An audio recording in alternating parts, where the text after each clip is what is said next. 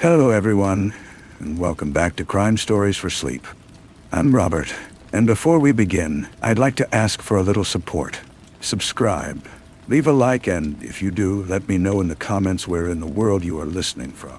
These may seem like small gestures, but they are essential to help the channel grow and allow me to keep bringing you these stories every night. Now, lower the volume just a bit, get comfortable, turn off the lights, and let us dive together into tonight's first story. Story 1. The evening of August 3rd, 2023, started just like any other for the Ferguson family, in their beautiful home nestled in Anaheim Hills, one of Orange County, California's most prestigious neighborhoods. Their house sat gracefully among the rolling hills, a testament to the remarkable success Jeffrey Ferguson had built over 4 decades in law. At 74, Jeffrey commanded respect as an Orange County Superior Court judge, a role he'd held with distinction since 2015. Before that, he'd spent more than 30 years as a fierce prosecutor in the district attorney's office. His wife, Cheryl, 65, had walked beside him through 27 years of marriage. Years that would end in unimaginable tragedy. The Ferguson family tree had its complexities. Jeffrey brought a son named Kevin from his first marriage, while he and Cheryl had raised their son Philip together. Now, 22, Philip still called the family home his own. But underneath their picture of success and respectability, deep cracks had been forming in Jeffrey and Cheryl's marriage for years. Fault lines that would finally give way on that fateful August night. Money lay at the heart of their troubles, specifically, Jeffrey's unwavering financial support of Kevin. What might have been a simple disagreement about family finances carried a much deeper, more painful truth. Sometime before, the family had discovered something devastating. Kevin wasn't actually Jeffrey's biological son. The revelation hit everyone like a thunderbolt. Kevin himself, Philip, and especially Cheryl. According to Philip, his mother never truly recovered from learning the truth about Kevin's paternity. She developed what Philip described as issues with Kevin, though he couldn't say whether her feelings were fair or not. What couldn't be denied was how this discovery became poison in Jeffrey and Cheryl's marriage. Despite learning Kevin wasn't his biological child, Jeffrey continued supporting the young man he'd raised as his son. For Cheryl, every dollar sent Kevin's way felt like salt in an open wound, a constant reminder of betrayal and deception. Their arguments about Kevin and money became a vicious cycle, toxic and inescapable. On the evening of August 3rd, that cycle would reach its deadly conclusion. Jeffrey, Cheryl, and Philip headed to El Colo, a Mexican restaurant they'd visited many times before. What should have been a pleasant family dinner quickly turned sour when their old familiar tensions bubbled to the surface. Jeffrey had been drinking, consuming alcohol while carrying a concealed firearm in an ankle holster, a clear violation of his permit that he'd later admit to in court. As they sat at their table, the conversation inevitably drifted to that poisonous topic: Jeffrey's financial support of Kevin. The argument caught fire. Voices climbed higher.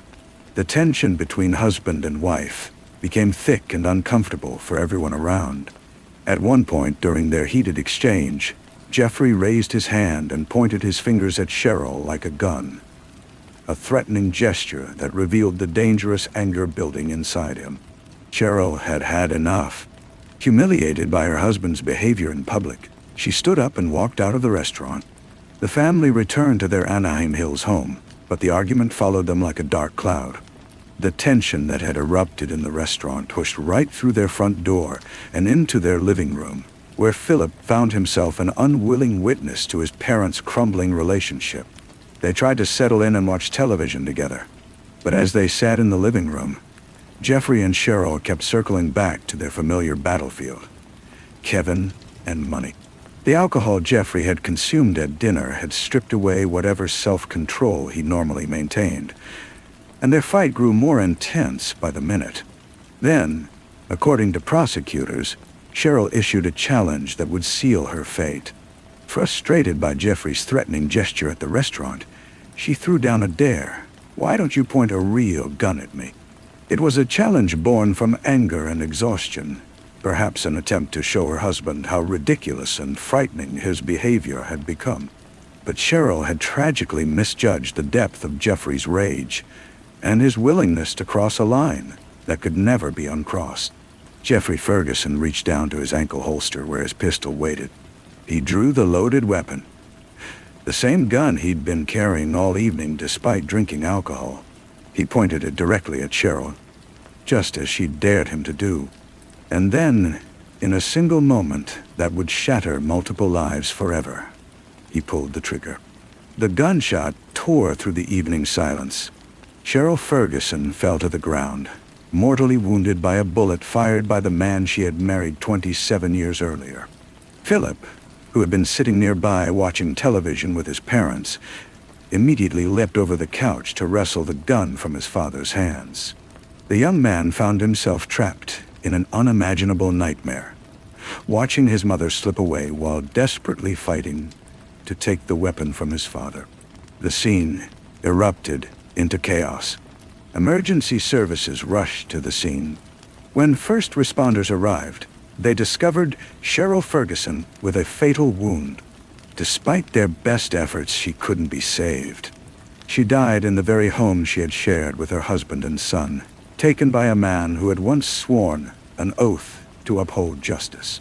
Jeffrey Ferguson was arrested on August 11th, 2023, 8 days after the shooting. He faced one felony count of murder, along with 2 sentence-enhancing allegations: personal use of a firearm and discharge of a firearm causing great bodily injury or death. The charges sent shockwaves rippling through Orange County's legal community, where Ferguson had been a respected figure for decades. Countless attorneys and judges had known him or worked alongside him throughout his distinguished career as both prosecutor and judge. The thought that one of their own could be capable of such an act seemed almost impossible to comprehend. From the very beginning, Jeffrey maintained that the shooting was a terrible accident. His defense team argued that the gun had gone off while he was removing it from his ankle holster to place it on a table, not while he was pointing it at his wife. "I didn't mean to kill her. It was an accident," he told the court, his voice breaking with emotion. He insisted that he had deeply loved Cheryl, that he had wanted to spend the rest of their lives together with their family. "I wish God had taken me instead," he said at his sentencing hearing. But prosecutors painted a starkly different picture. District Attorney Todd Spitzer characterized the killing as cold-blooded murder, not a tragic accident. The prosecution's case centered on several crucial points. Jeffrey had been drinking while carrying a concealed weapon, a clear violation of the law. He had made a gun-like gesture at his wife during their argument at the restaurant, revealing a threatening state of mind.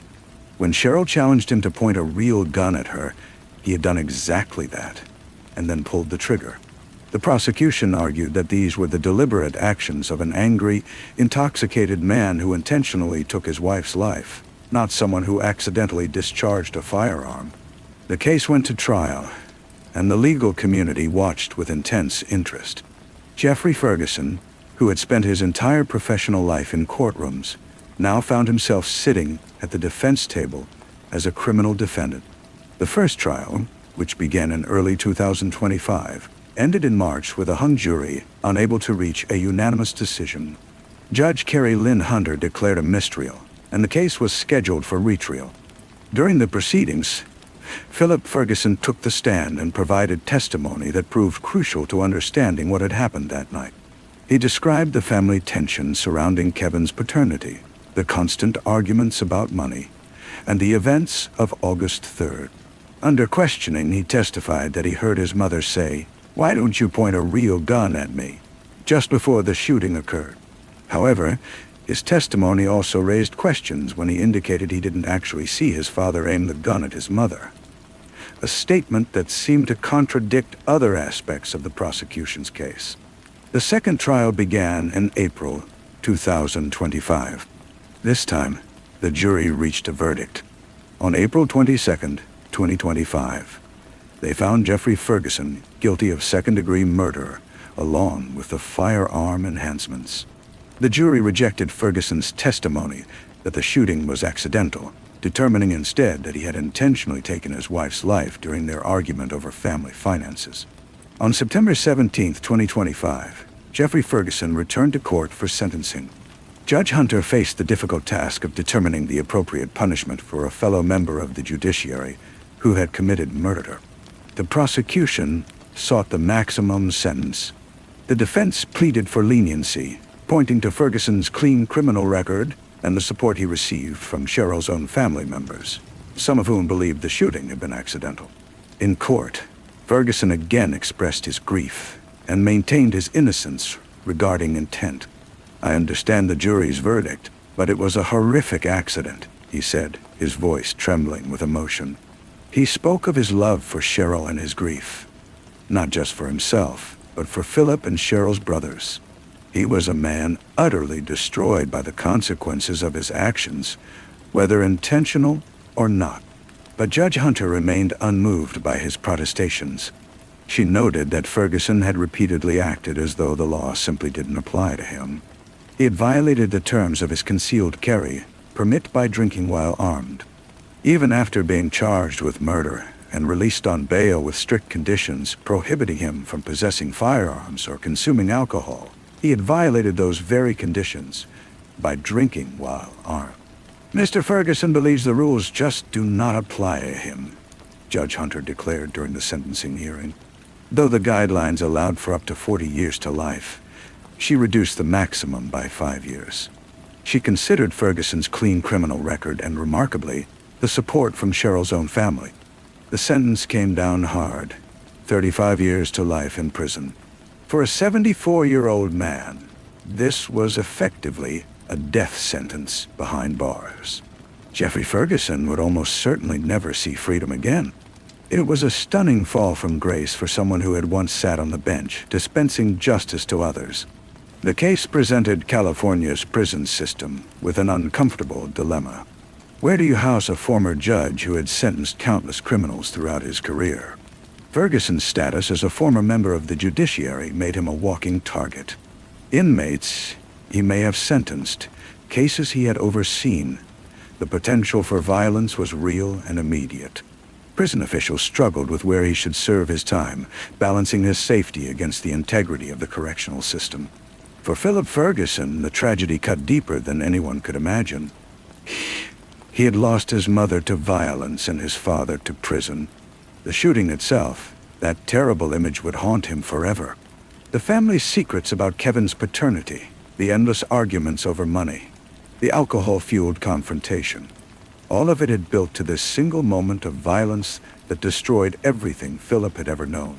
Cheryl Ferguson's death tells a story we've heard too many times before. It's about how resentment festers, how alcohol amplifies anger, and how unchecked rage can turn deadly. It's about a woman who challenged her husband in a moment of frustration and paid the ultimate price. It's about a man who believed himself above the rules, a man who carried a gun while drinking, who made threatening gestures, who ultimately pulled a trigger that ended his wife's life and his own freedom. Whether that shooting was intentional or accidental may never be fully resolved in the hearts of those who lived through it. But the jury's verdict speaks with crystal clarity. This was murder, not a tragic accident. Cheryl Ferguson was just 65 years old when she died. She had years of life stretching before her, time to grow old gracefully, to maybe see grandchildren if her sons had them, to finally find peace after the tumultuous marriage she had endured. Instead, she became another statistic in the grim catalog of domestic violence, killed by the very person who was supposed to love and protect her. Her story serves as a sobering reminder that danger can lurk in the most unexpected places, even in the home of a respected judge, even in one of California's wealthiest neighborhoods, even among those who are supposed to represent justice and the rule of law. Story 2. The morning of May 5th, 2009 dawned like any other in the peaceful community of Columbia, Illinois. This small town, nestled quietly across the Mississippi River from St. Louis, Missouri, was stirring to life. The sun cast its gentle light over neat suburban homes. Children were getting ready for school. Residents moved through their familiar morning routines. But in one house on Robert Drive, darkness had already taken hold. A horror so complete it would shatter the illusion of safety that small-town America treasures. Christopher Coleman seemed like a man who had it all. At 34, he held a prestigious position as head of security for Joyce Meyer Ministries, one of the most successful evangelical organizations in the United States. Joyce Meyer herself was a prominent televangelist whose influence reached across the nation, drawing millions of followers and generating substantial revenue through her ministry. Coleman's role was crucial to her operation. He protected her during travels, managed security protocols, and ensured her safety wherever she went. The position brought him approximately $100,000 annually, a generous salary that provided his family with a comfortable middle-class life. Chris came from deeply religious roots. His father was a preacher, and Chris himself had served as a pastor before moving into security work. He was also a former Marine, a background that gave him credibility and authority in his protective role. To the outside world, he embodied American values. A military veteran, a man of faith, a devoted husband and father. His wife, Sherry Coleman, was 31 years old, a devoted mother who poured herself into raising their 2 sons. Garrett, at 11, was approaching adolescence, while 9-year-old Gavin still carried the wide-eyed innocence of childhood. Together, the 4 of them painted the picture of an ideal family. But beneath that perfect surface, cracks had been forming for months. Dangerous fissures that would eventually tear the Coleman family apart in the most brutal way imaginable. It all started with the threats. In the months leading up to May 2009, the Coleman family began receiving anonymous emails and letters that were terrifying in their detail and viciousness. One chilling message declared, "Your family is done. I will end them all as they sleep." Another warned Chris that he needed to leave his job with Joyce Meyer, or his wife and children would be harmed. The emails were disturbing and explicit in their hatred. They seemed to come from someone with a deep vendetta against Meyer's ministry. The threats were taken seriously. Police increased their protection of the Coleman home, stepping up patrols and keeping a watchful eye on the family. Chris reported each new threat, carefully documenting this campaign of terror that seemed to be escalating. Sherry was frightened, understandably so. She and her sons were being used as pawns against her husband, their lives threatened by an unknown enemy who seemed determined to punish Chris for his association with the televangelist. Yet even as the threats mounted, other issues were quietly poisoning the Coleman marriage. Problems that Chris was desperately keeping hidden from public view. He had become involved in an affair with a woman named Tara Lintz, a cocktail waitress from Florida. The relationship had been going on for months, conducted in secret through text messages, phone calls, and hidden meetings. Chris and Tara had exchanged intimate photographs, hundreds of them, documenting a relationship that Chris was desperate to keep concealed. They had even exchanged promise rings, symbols of a commitment that stood in direct opposition to the wedding vows Chris had taken with Sherry. The affair created an impossible situation for Chris. He wanted to be with Tara, to leave his marriage and start fresh. But Joyce Meyer maintained a strict no-divorce policy among her staff, especially for high-ranking employees. This policy aligned with her interpretation of Scripture and was absolutely non-negotiable. If Chris divorced Sherry, he would lose his job, his salary, his status, and the lifestyle that came with it. He would lose everything he had built. Sherry wasn't blind to the problems in her marriage. In February 2009, just 3 months before her death, she confided her fears to a friend. She told her friend that she was afraid of her husband and made a chilling statement that would later haunt everyone who heard it. "If anything happens to me, Chris did it." It was a premonition, a warning that she somehow sensed the danger lurking in her own home. Friends and family would later remember that Sherry had spoken about their troubled marriage, about the distance that had grown between her and Chris, about the sense that something was fundamentally wrong. On the morning of May 5th, 2009, Chris Coleman left his home and drove to the gym for his morning workout. His family was still sleeping when he left. Sherry was in bed, as were Garrett and Gavin. It was early, around 5:30 in the morning, and the house was quiet. Chris claimed he went through his normal routine that morning, leaving the house and heading out to exercise. But inside the Coleman home, a nightmare had already unfolded. By the time Chris left for the gym, Sherry, Garrett, and Gavin were already gone. They had been taken from this world in their beds, their lives quietly stolen as they slept. The killer had moved through the house with chilling precision, going from room to room in the darkness. Sherry had been found in the master bedroom. Garrett and Gavin had been discovered in their own rooms, their young lives cut short before they even knew what was happening. But the killer hadn't stopped there. Using red spray paint, someone had scrawled menacing messages across the walls of the Coleman home. Graffiti that perfectly matched the threatening emails that had been arriving for months. "You have paid. Read one chilling message." Another declared punished. A third warned, "I am watching." The spray-painted words seemed designed to look like the work of that mysterious figure who had been terrorizing the family. The unknown enemy who had promised to end their lives as they slept. While at the gym, Chris began calling home. His calls went unanswered.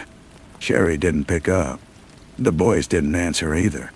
Growing concerned, or perhaps building his alibi, Chris called his neighbor, Justin Barlow, who happened to be a police detective.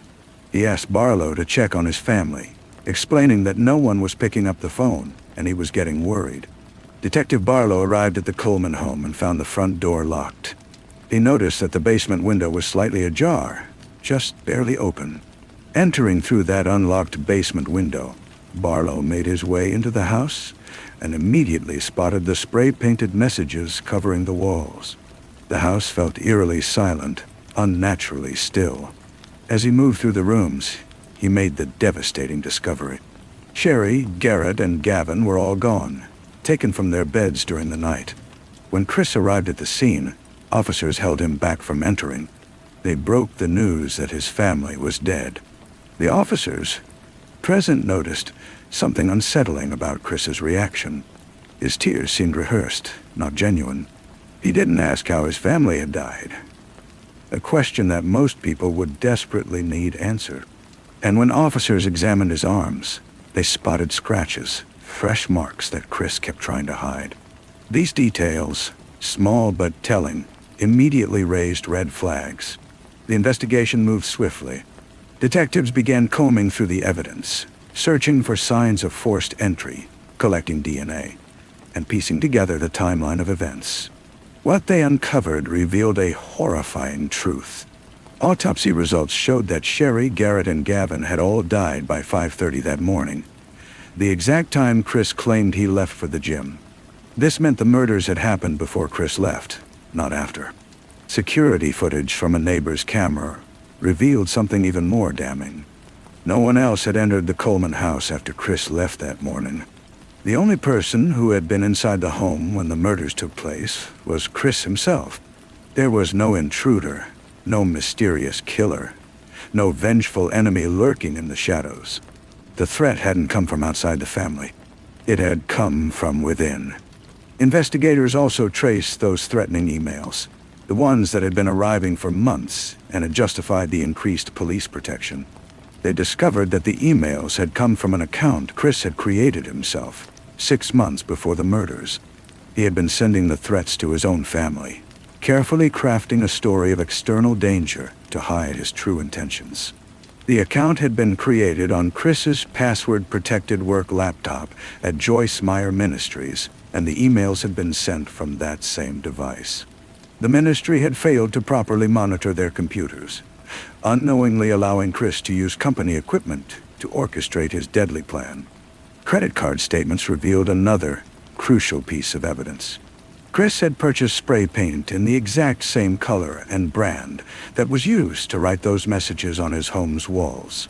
He had bought everything needed to stage the crime scene, making it appear that an outside killer had carried out the threats that he himself had written. The motive became crystal clear. Chris wanted to be with Tara Lintz, but he couldn't afford to divorce Sherry and lose his lucrative position with Joyce Meyer Ministries. He needed his wife and children out of the picture, but in a way that wouldn't cost him his job. By staging their deaths as the result of those threatening emails, he could eliminate his family while positioning himself as a victim, a grieving widower who had lost everything to a deranged stalker. Chris Coleman was arrested and charged with 3 counts of first-degree murder. In April 2011, his high-profile trial began in Waterloo, Illinois. The case had everything the media craved: scandal, religion, a glamorous mistress, and a wealthy preacher. The public was absolutely captivated, hanging on every word as prosecutors methodically built their case against the former Marine and pastor who had allegedly taken the lives of his own family. Chris admitted to his affair with Tara Lintz, but firmly pleaded not guilty to the murders. Throughout the trial, he wore a bulletproof vest for his own safety, fully aware that public opinion had turned dangerously against him. The prosecution laid out their evidence piece by careful piece. First came the timeline, proof that the family was already gone when Chris left for the gym. Then the neighbor's security footage, showing clearly that no one else had entered the house. The digital trail of emails revealed that Chris himself had created the threatening account. Credit card receipts confirmed he'd purchased the spray paint. And there were the intimate photographs he'd exchanged with Tara. Tara Lintz took the stand herself, testifying about the promise rings they'd exchanged and the true nature of their relationship. The prosecution painted a chilling picture. Chris had ended his wife and son's lives to protect his high-paying job and continue his affair. He had chosen his own selfish desires over his family's very existence. The defense fought desperately against this mountain of evidence. They suggested someone else might have committed these terrible acts. They claimed the emails could have been sent by another person, that Chris was being set up. But the evidence was simply too overwhelming, too perfectly connected. Every single piece led straight back to Chris. During deliberations, the jury pored over every detail. At one crucial moment, they used a magnifying glass to examine photographs that exposed lies Chris and Tara had told about their relationship. After being deadlocked, 7-5, this careful examination of the photographic evidence finally convinced the remaining jurors.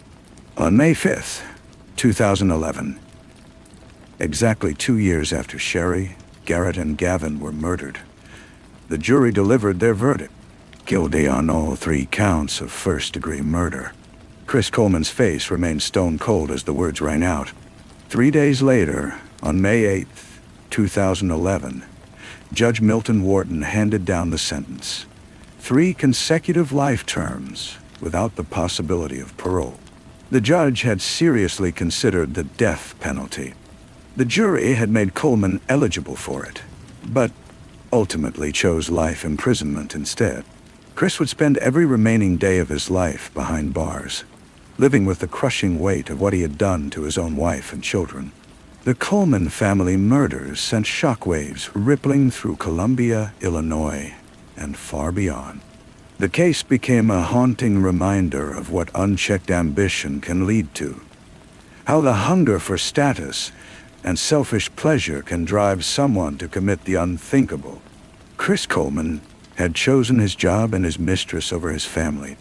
In doing so, he had destroyed not only their lives, but his own as well. Sherry's family later filed a wrongful death lawsuit against Joyce Meyer Ministries. They argued that the ministry had been negligent, failing to monitor company computers and continuing to employ Coleman despite clear warning signs. The lawsuit claimed that proper investigation might have revealed the threatening emails were coming from Chris's work computer, potentially preventing this tragedy altogether. Today, Chris Coleman remains locked away in prison, his name forever linked to one of Illinois' most cold-blooded family murders. The house on Robert Drive, where Sherry, Garrett, and Gavin drew their last breaths, stands as a somber memorial to their loss. 3 precious lives were stolen in the darkness of that May morning. 3 bright futures snuffed out by the very man who had sworn to protect them. And the haunting questions remain. How could a father look down at his sleeping sons and take their lives? How could a husband who had promised to love and cherish his wife instead end her life with his own hands?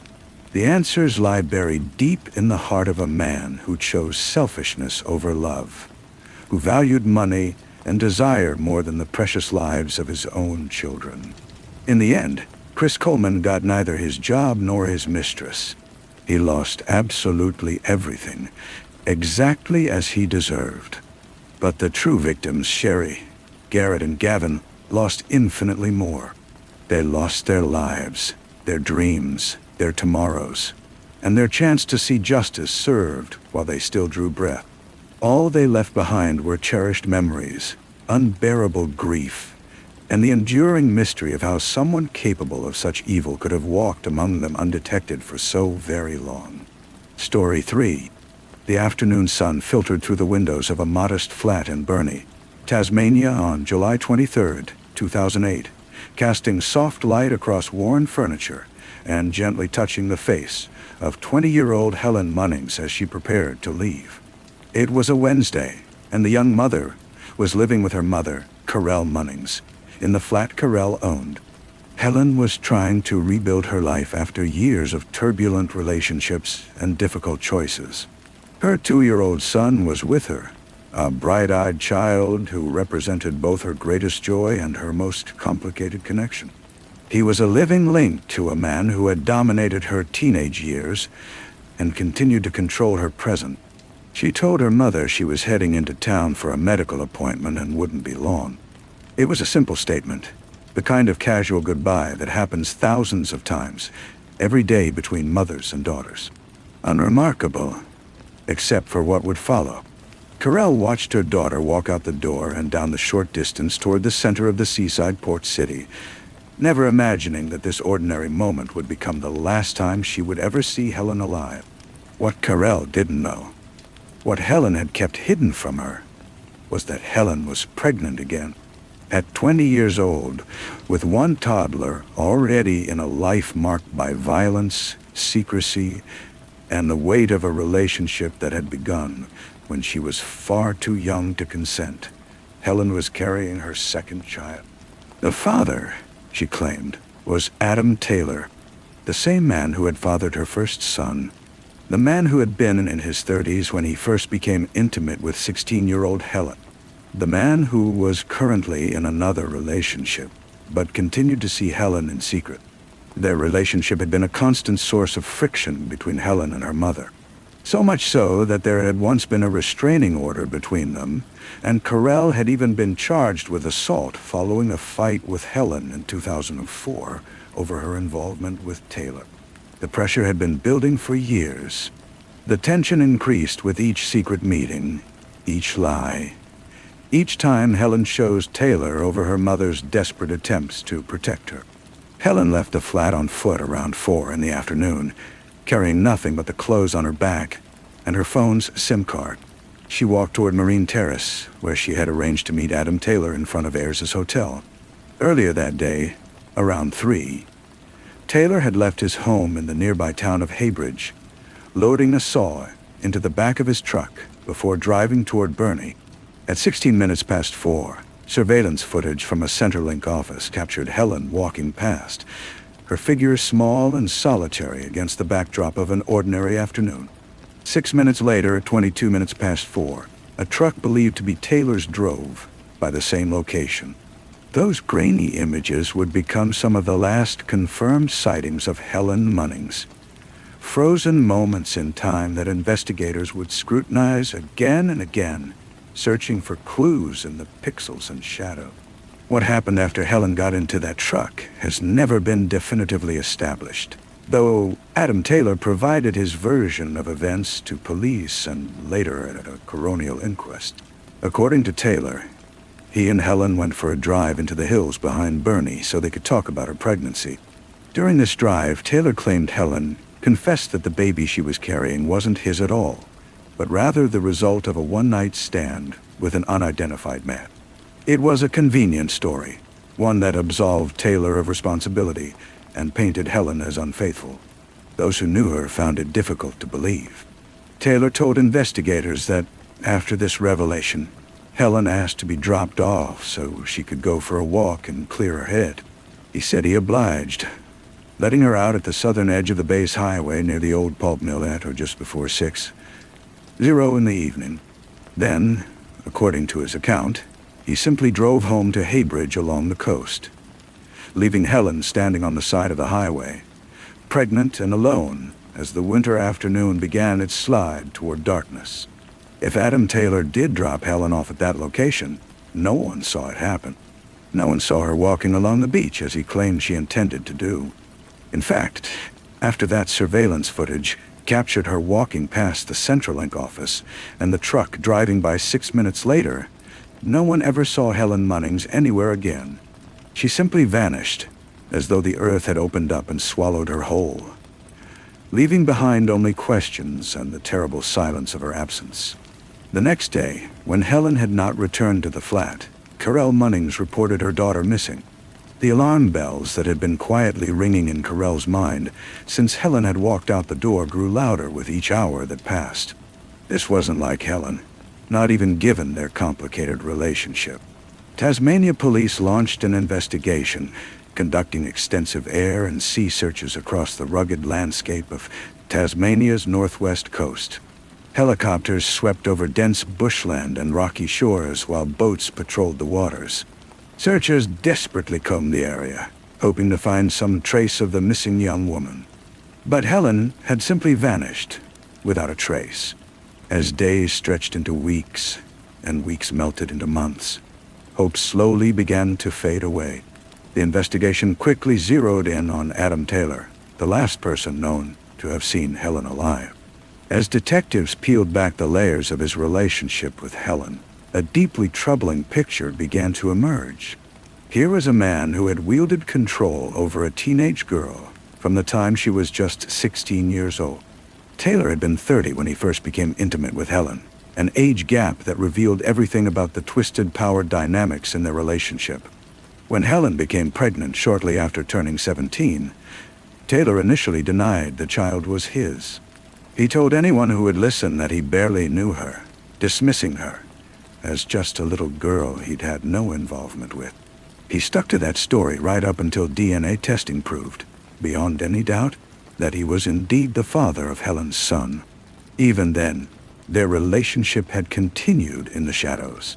Helen remained at Taylor's mercy, seeing him only when he wanted to see her, while he openly maintained another relationship. There was a documented pattern of violence between them that made investigators deeply suspicious of Taylor's version of their final day together. Helen's cousin, Christopher Isherwood, gave chilling testimony at the coronial inquest about something he'd witnessed just months before Helen disappeared. He had driven Helen to visit Taylor at his Hbridge home, and what he saw there haunted him. Helen and Taylor had been arguing, and the argument quickly turned physical. Taylor had shoved Helen into a car and pinned her down, his hands wrapped around her throat as she struggled beneath him.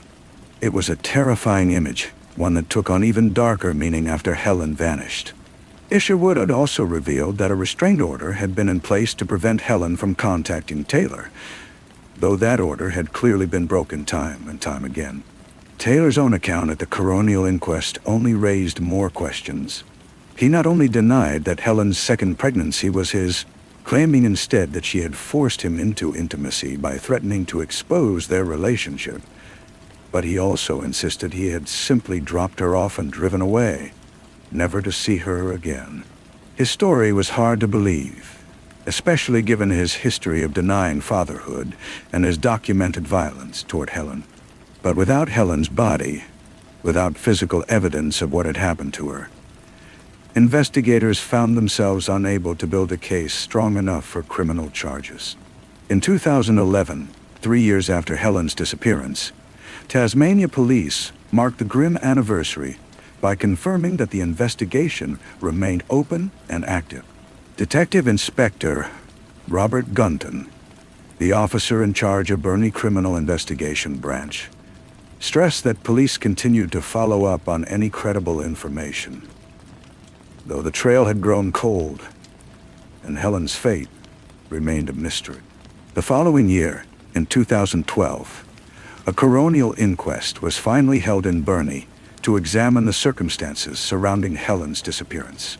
The inquest stretched across 9 intensive days, a marathon proceeding that heard from approximately 40 witnesses who testified in person. Affidavits and statutory declarations from more than 80 additional witnesses were submitted as evidence, along with numerous exhibits. Much of the inquest focused on unraveling the complex web of relationships that had shaped Helen's short life. The relationship between Helen and her mother came under close examination, as did Helen's connection with Adam Taylor and the father of her son. Different witnesses painted very different pictures of these relationships, their perspectives colored by their own roles in Helen's world. Coroner Robert Pierce, who presided over the inquest, made it clear from the beginning that he would not pass moral judgment on the past conduct of those involved in Helen's life, or on Helen herself. The focus was purely on establishing what had happened to her, not on evaluating the choices she had made or the relationships she had maintained. One of the most dramatic moments came when Correll Munnings took the stand and described a confrontation she'd had with Adam Taylor in a Woolworths in Bernie in 2009, about a year after Helen's disappearance. Correll testified that she had approached Taylor in the store and demanded to know where he had hidden Helen's body. According to Correll, Taylor's face flushed red with anger, and he had threatened her. She claimed he had said, "Watch what you're saying, or you'll get the same as Helen did." It was a bone-chilling statement, one that seemed to suggest Taylor knew exactly what had happened to Helen. Correll had also confronted him about the fact that he had been involved with her daughter since Helen was just 15 years old, a revelation that exposed the predatory nature of their entire relationship. Taylor, through his legal counsel, disputed Carol's version of events, but her testimony hung heavy in the courtroom air. When the inquest drew to a close, Coroner Pierce delivered his findings. He determined that Helen Munnings had died on, or about July 23rd, 2008, most likely in or near Bernie in Tasmania. The coroner found that she had met her end on or around that day, in the seaside city where she had spent her entire life. It was an official acknowledgement of what everyone already knew in their hearts. Helen had not simply walked away from her life. She had not disappeared by choice, but had instead met her death on that cold winter Wednesday, when she told her mother she was going for a medical appointment. The inquest, however, could not definitively establish how Helen had died, or who was responsible for her death. Without a body, without physical evidence, the mystery remained frustratingly unsolved. In the years that followed, Tasmania police continued to treat Helen's disappearance as a murder investigation. In 2019, more than a decade after Helen vanished, police announced they would search a number of new sites in Tasmania's northwest for her remains. They increased the reward for information to $250,000. 4 years later, in July 2023, as the 15th anniversary of Helen's disappearance approached, the reward was increased again to $500,000. Commander Stuart Wilkinson addressed the public, emphasizing that police strongly suspected Helen had been murdered. The investigation remained open and ongoing. He made it crystal clear that police continued to believe there were people in the community with information about the circumstances surrounding Helen's death and the location of her remains. It was a pointed statement, a direct appeal to anyone who might know something, who might be harboring secrets about what happened on that July day in 2008. The disappearance of Helen Munnings is a tragedy that reverberates far beyond the facts of the case itself. It is the story of a young woman who became involved with an older man when she was too young to fully understand the consequences. A woman who found herself trapped in a relationship marked by secrecy and violence, and who paid the ultimate price for choices that were never truly her own to make. Helen became a mother at 17, bringing a son into the world with a father who had initially denied any connection to her. She loved that child by all accounts, becoming a devoted mother despite her youth and the complicated circumstances. When she discovered she was pregnant again at 20, she faced a future that must have seemed overwhelming. Another child with a man who kept her hidden. A man who had a history of violence against her, who had already proven himself unreliable and cruel. The case also highlights the complex dynamics within Helen's family. Her mother, Carol, clearly loved her deeply and desperately wanted to protect her from Adam Taylor. She went so far as to confront him physically and publicly about his treatment of Helen. But that very protectiveness had created friction between mother and daughter, leading to fights and legal interventions that had only pushed Helen further into Taylor's orbit. The relationship between Helen and her mother was troubled, marked by conflict and restraining orders. Yet underneath all of that was a mother's fear for her daughter's safety that proved tragically prescient. 15 years after Helen walked out of her mother's flat and into the winter afternoon, her fate remains officially unknown, though the coroner's finding and police statements make clear what everyone believes happened to her. Helen Munnings died on July 23, 2008, almost certainly at the hands of someone who knew her, someone she trusted enough to get into a truck with on a quiet Wednesday afternoon. Her body has never been found, and without it, the person or people responsible for her death have never been brought to justice. Somewhere in the rugged landscape of Tasmania's northwest coast, in bushland or beneath water or buried in earth, Helen Munnings remains waiting to be found, waiting for someone to break their silence and reveal where she was left.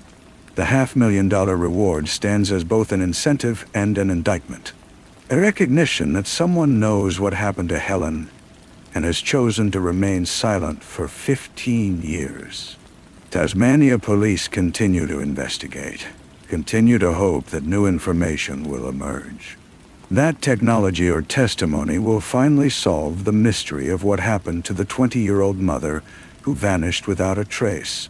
For Carol Munnings, the weight has been unbearable. 15 years of not knowing exactly where her daughter is, of being unable to properly grieve, because Helen's body remains hidden. For Helen's son, now approaching adulthood, the loss is immeasurable.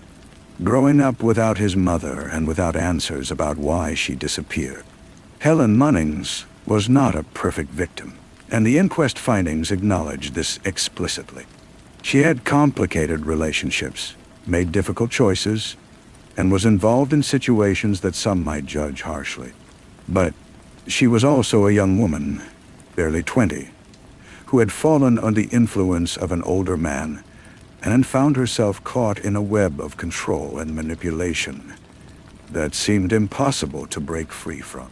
She was a mother who cherished her son, a daughter who clashed with her own mother, yet never stopped loving her, and a person who deserved the chance to see her children grow up. Instead, she disappeared on a cold winter afternoon in 2008, and the truth about what happened to her remains buried in silence, known perhaps to just one person or a handful of others, guarded against the reach of justice. Until those secrets finally come to light, until Helen's remains are discovered and given the dignity of a proper burial, her case will stand as one of Tasmania's most chilling mysteries.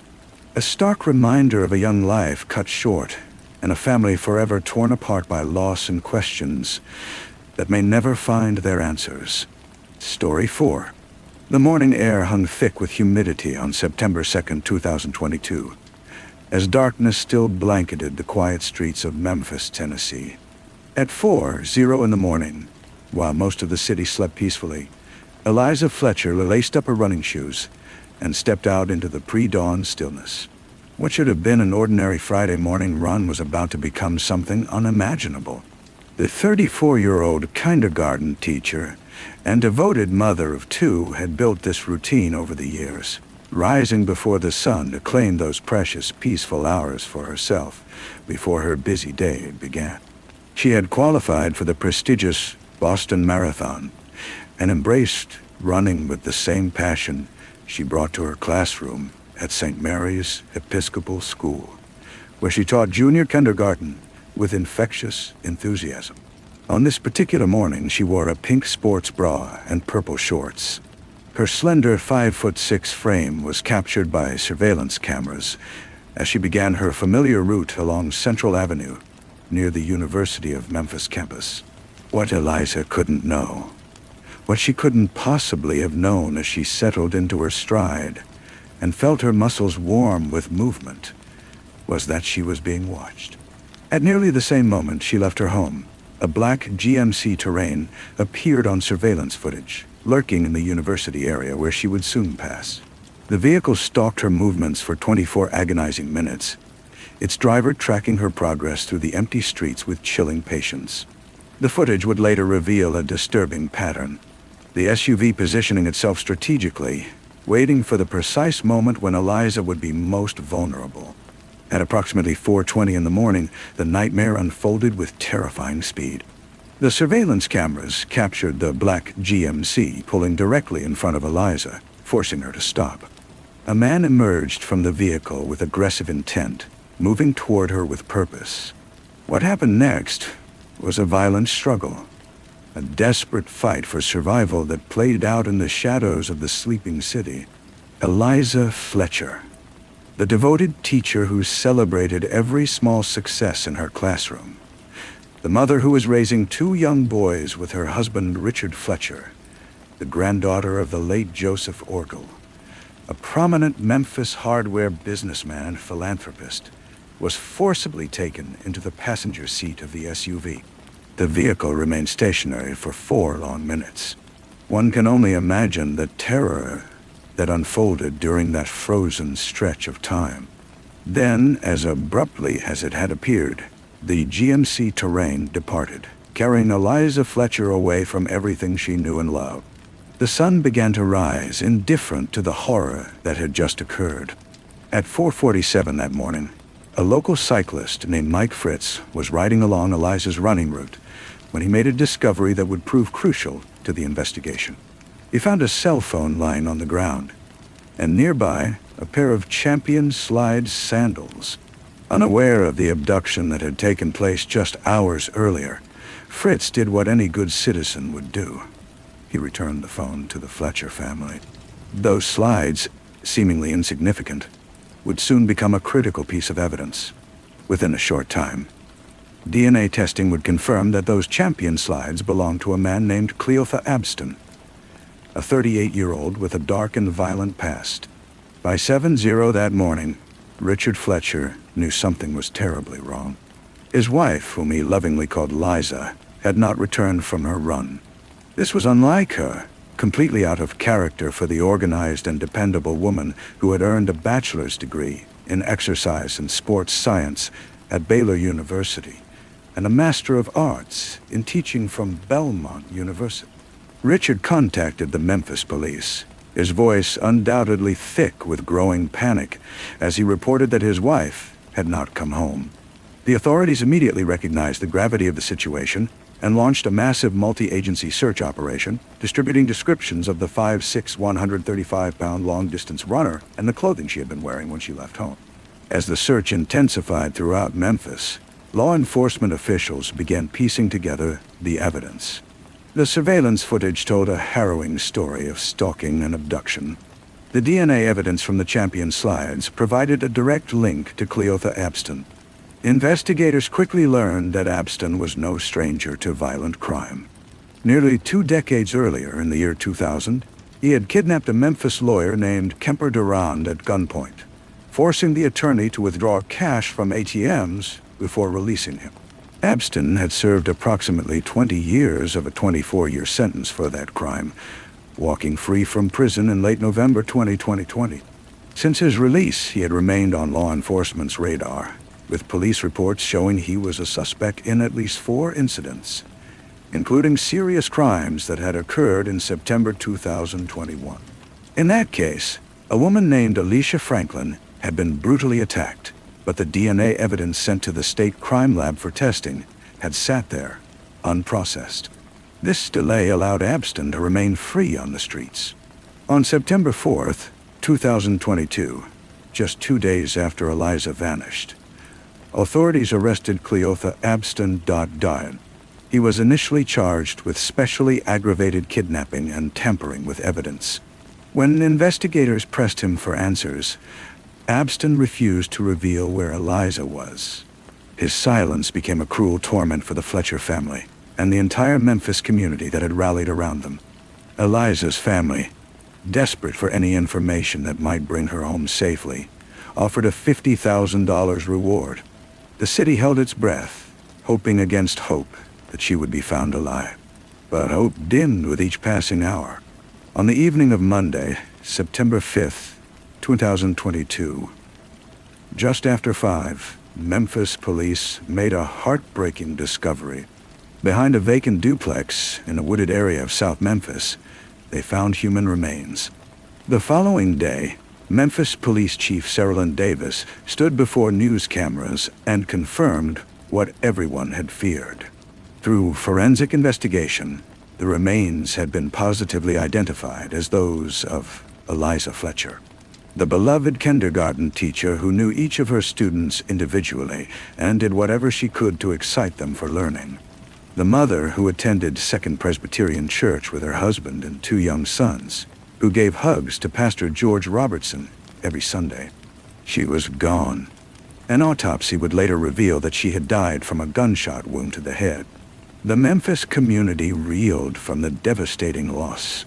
St. Mary's Episcopal School, where Eliza had poured her heart into teaching, grieved for their colleague.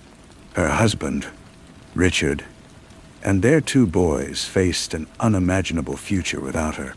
Pastor Robertson described Eliza as full of life, an active and great leader in the congregation. She had graduated from the prestigious Hutchinson School in Memphis in 2006 before pursuing her degrees and eventually returning to her hometown to teach. She had worked as a kindergarten teacher at Promise Academy in Nashville and coached soccer before joining St. Mary's de Stade. She had married Richard Fletcher in 2014 at Second Presbyterian Church, and they had held their reception at the Dixon, surrounded by family and friends who celebrated their love. All of that joy, all that potential, had been stolen in a moment of senseless violence. As the investigation continued, Cleotha Abston was charged with first-degree murder in connection with Eliza's death. Prosecutors connected him to the crime through surveillance footage that placed him at the scene and through forensic evidence that definitively linked him to Eliza. The same surveillance cameras that had captured the abduction also showed Abston at a Malco theater on September 1st, the day before Eliza was taken. He was wearing the Champion slides that would later be found at the crime scene. Additionally, investigators discovered that Abston had been working for a cleaning company and had been accused of stealing a wallet containing debit and credit cards from a Malco employee. He had allegedly spent almost $800 using those stolen cards. Just one day after that theft, he had abducted and murdered Eliza Fletcher. In September 2022, a week after Abston was arrested for Eliza's murder, he was also indicted on multiple charges in connection with the 2021 assault and kidnapping of Alicia Franklin. The DNA results that had finally returned from the state crime lab confirmed what investigators had suspected. Had that evidence been processed more quickly, had Abston been arrested for the assault on Franklin before September 2022, Eliza Fletcher might still be alive. The question haunted everyone involved in the case and sparked conversations about systemic failures in processing forensic evidence. Cleotha Abston, who was also known in older court records as Cleotha Henderson, and had requested the court refer to him by the latter name, initially pleaded not guilty to all charges. The case moved slowly through the legal system, and prosecutors announced their intention to seek the death penalty if Abston were convicted of first-degree murder. The Fletcher family, still processing their devastating loss, prepared themselves for a trial that would force them to relive the worst moments of their lives. The Memphis community watched and waited, demanding justice for Eliza. Then, in October 2024, more than 2 years after Eliza's death, the case took an unexpected turn. On October 27th, 2024, Cleotha Abston stood in a Memphis courtroom and entered guilty pleas to charges of kidnapping and murder. Judge Lee Coffey presided over the hearing, carefully ensuring that the 40-year-old defendant understood that he was waiving his rights to a trial. Abston kept his head lowered as he addressed the judge, remaining largely expressionless throughout the proceeding. He responded with a simple, "yeah," to most of the judge's questions. His one-word answers stood in chilling contrast to the enormity of the crimes he was confessing to. That guilty plea saved him facing the death penalty. His lawyer confirmed what everyone in the courtroom already knew was coming. Judge Coffey delivered the sentence without delay. Life in prison, no possibility of parole. Abston would spend every remaining day of his life locked away, never again tasting the freedom he'd been granted after his first kidnapping conviction. For the Fletcher family, that guilty plea offered something they desperately needed: closure. Though nothing could ever bring back what they had lost, their precious Eliza was gone forever. She had chosen the path of teaching over joining the family hardware business that her grandfather Joseph Orrell had built from the ground up. She had poured her heart into shaping young minds, into building a beautiful life alongside her husband and sons. Now that life had been stolen away. The Memphis community, still reeling from the shock of her murder, had rallied around the Fletcher family with overwhelming support. But now they faced a disturbing truth. A dangerous predator had been walking their streets for nearly 2 years after his prison release. Eliza Fletcher's case serves as a heartbreaking reminder of lives destroyed by senseless violence. It exposes the cracks in systems designed to protect innocent people. It forces us to confront uncomfortable questions about repeat offenders, about how forensic evidence gets handled, and about the way we monitor those with violent pasts. But beyond all of that, this is the story of a remarkable woman. Someone who lived with deep purpose and genuine joy. Someone who transformed the lives of her young students and loved her family with every fiber of her being. Someone who was taken from this world far too soon. On that fateful September morning in 2022, when Eliza stepped out for her daily run, she carried with her all the hopes and dreams of a life beautifully lived and a future brimming with possibility. Those hopes and dreams were snuffed out by a man who had already shown the world his capacity for horrific violence. A man who should never have been free to hurt anyone ever again. Eliza Fletcher's memory continues to shine brightly in the hearts of everyone who knew and loved her, in the students whose lives she forever changed, and in a community that will never be the same without her. Story 5. The pre-dawn darkness of February 10th, 2020, wrapped the remote stretch of US Highway 191 in complete silence. This lonely road between Clifton and Morony, Arizona, cuts through a corner of the state where copper mining drives everything. Here, rugged mountains rise from sparse desert, and the early morning commute to the mines has become a daily ritual for hundreds of workers. Matthew M. Sinner, a 35-year-old employee at the Morony mine, had traveled this route countless times before. On this particular morning, as his black Chevrolet Tahoe wound through the curves known as Horseshoe Curve, he had no way of knowing this routine journey would be his last. At exactly 4:57 a.m., the Clifton Fire Department received an urgent radio call. Traffic accident on Highway 191 near mile marker 165.08. Possible shooting. When first responders arrived, they found Matthew's Tahoe crashed and still, its dark paint barely visible in the approaching dawn. But as they moved closer, their flashlight beams revealed something that changed everything. This wasn't just an accident. This was murder. The vehicle was riddled with bullet holes, 14 in total. They punctured the metal in a pattern that spoke of pure rage and deadly intent. Inside, slumped behind the wheel, was Matthew M. Sinner. His wallet lay nearby, Arizona driver's license providing immediate identification. But there was no need to check for vital signs. 3 gunshot wounds to the side of his head told the story clearly enough. Matthew had been ambushed, executed on his way to work, shot with such precision and violence that he never had a chance to defend himself or escape.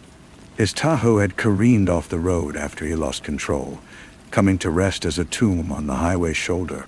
Personnel from multiple agencies converged on the scene.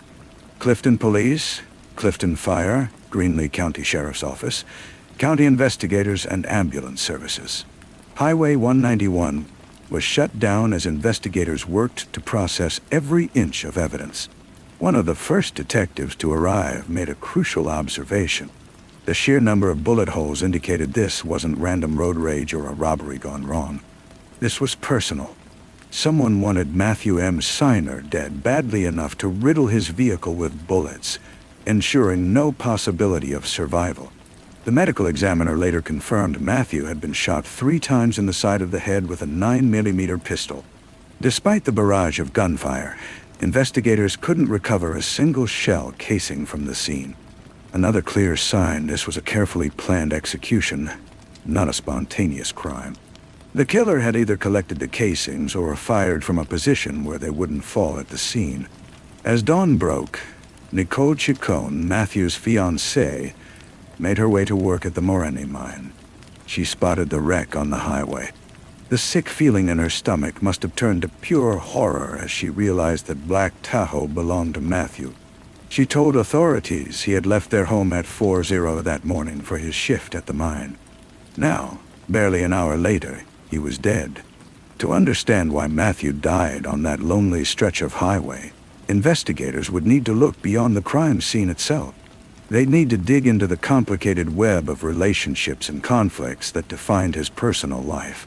Matthew was known to friends and family as Matt, a kind-hearted man, a caring father, a devoted member of his community. He and Nicole had been planning their future together, building the kind of life that should have stretched out for decades.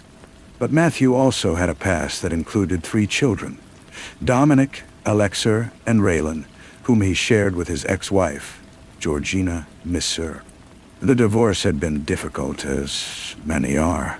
But what made Matthew and Georgina's situation particularly explosive was the ongoing custody battle over their 3 children. The conflict between them had grown increasingly bitter, with Matthew seeking full custody. He had been scheduled to appear at a hearing in Greenlee County Superior Court the day after he was killed, February 11th, 2020. He was set to argue his case for why he should have primary custody of his children. The timing wasn't lost on investigators.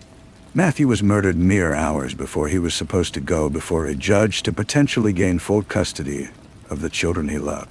As detectives began their investigation, they received numerous leads and tips from witnesses and people who had known Matthew. One piece of information proved particularly valuable. A vehicle belonging to Eduardo Montano Jr., a 36-year-old man from Tucson, had been spotted in the area during the time of the murder. Montano was Georgina Misser's boyfriend, and investigators quickly began piecing together the connections.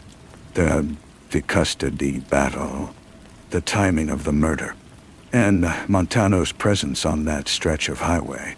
Working with the Puma County Sheriff's Office, Greenlee County investigators obtained search warrants for Montano's vehicle and other property.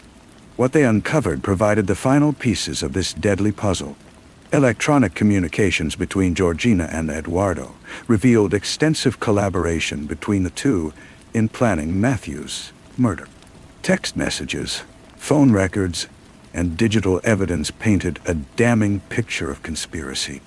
The content of those messages would later be presented in court as chilling evidence of premeditation.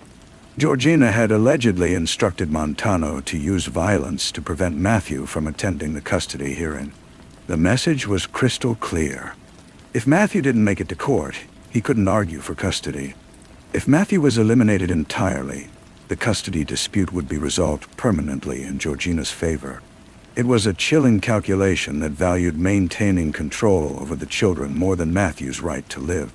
On February 25th, 2020, 15 days after Matthew's murder, the Clifton Police Department joined forces with Greenlee County investigators and the Puma County Sheriff's Office. Together, they executed an arrest warrant for Georgina Misser.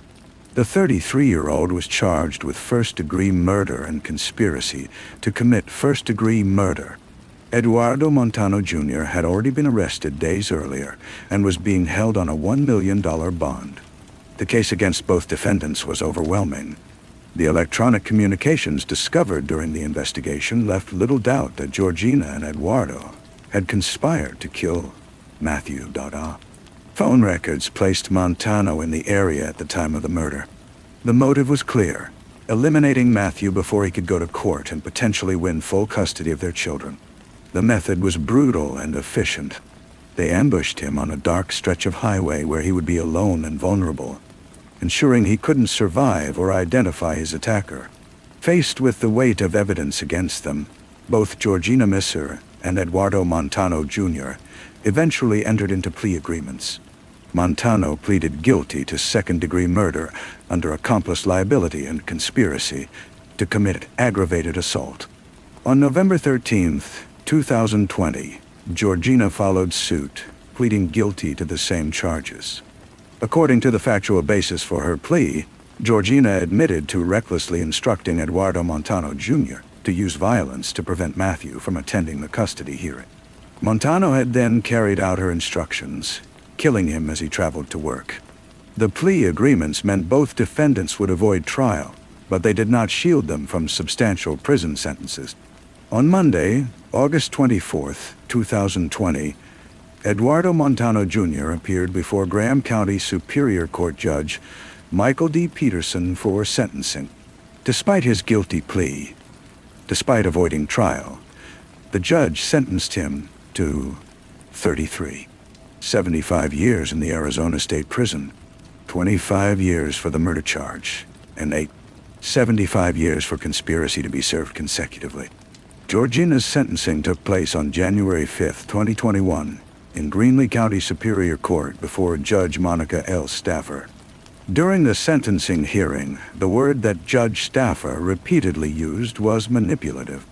The judge was unequivocal in her assessment of Georgina's character and the danger she posed. "She is a danger to society," Judge Staffer declared, echoing the words that Greenlee County Attorney Jeremy Ford had used during his presentation of evidence. When given the opportunity to speak before sentencing, Georgina spent 15 minutes sobbing and crying. Her voice was barely comprehensible through the tears.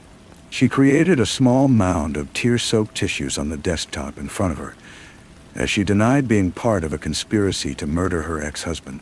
She claimed she had not been aware that her boyfriend Montano was planning to kill Matthew. But County Attorney Ford had prepared thoroughly, presenting a vast amount of evidence that sharply contradicted Georgina's claims of innocence. The cell phone calls between her and Montano, the text messages, the timeline of events, all of it left little doubt that there had been a conspiracy to eliminate Matthew from her life. Judge Staffer was unmoved by Georgina's tears and protestations of ignorance. She sentenced Georgina Misser to the same term her boyfriend had received: 75 years in the Arizona State Prison. The sentence consisted of 25 years for murder in the second degree under accomplice liability and 75 years for conspiracy to commit aggravated assault to be served consecutively. It was the maximum term possible under the plea agreement, a reflection of the judge's determination that Georgina represented a continuing threat to society. The evidence presented at both sentencing hearings revealed the calculated nature of the crime. This was not a moment of passion or an impulsive act of violence. Georgina and Eduardo had communicated extensively about their plan. They had chosen the location carefully, a stretch of highway that Matthew traveled every morning at a time when it would be dark and deserted. Eduardo had positioned himself to ambush Matthew as he entered the horseshoe curve, a stretch of road that forced drivers to slow down and carefully navigate the winding turn. It was the perfect spot for an attack. Matthew would be vulnerable, unable to quickly escape. The weapon choice was deliberate too. A 9mm pistol, common, easy to obtain and can conceal, yet devastatingly effective at close range. Eduardo fired 14 shots into Matthew's vehicle, a level of violence that went far beyond what was necessary. 3 of those bullets struck Matthew in the head, ensuring his death was almost instant. The careful collection of shell casings showed an awareness of forensic procedures, a calculated attempt to avoid leaving evidence behind. For Nicole Chicone and Matthew's 3 children, the loss was incomprehensible. Matthew had been planning a future with Nicole, eagerly looking forward to their wedding. His children had been the center of his world, the very reason he was fighting for full custody. He believed they deserved better, that he could provide a more stable, loving environment. Instead, in their mother's determination to prevent him from having that chance, those children lost their father forever. A GoFundMe account was established to help the family with funeral expenses, a small gesture of community support in the face of overwhelming tragedy. The Morenci mining community, where Matthew had worked and built friendships, mourned the loss of a colleague and friend. The broader Greenlee County community grappled with the reality that such violence had erupted in their midst, that a custody dispute, something handled in courtrooms every day across the country, had escalated to murder. As Eduardo Montano Jr. and Georgina Misser began serving their 33, 75-year sentences, Matthew's children faced the reality of growing up without their father. The custody battle that had motivated his murder was resolved, but not through legal proceedings or judicial wisdom. It was resolved through violence, through ambush on a dark highway, through 3 bullets that ensured Matthew would never make it to that February 11th hearing. The case stands as a stark reminder of how family court disputes, when combined with individuals willing to resort to violence, can turn deadly. Matthew Misser's only crime was loving his children and wanting to be a larger presence in their lives. For that, he was hunted and killed on his morning commute, murdered by a man acting at the instruction of the woman he had once loved enough to marry and build a family with. On that February morning in 2020, as Matthew's Tahoe approached the horseshoe curve with the mine lights visible in the distance, he had no warning of what was coming. He was thinking about the work ahead, perhaps about his upcoming court date, maybe about his future with Nicole. He didn't see the gunman waiting in position. He didn't have time to swerve or accelerate or fight back. The bullets shattered his window and his life in rapid succession.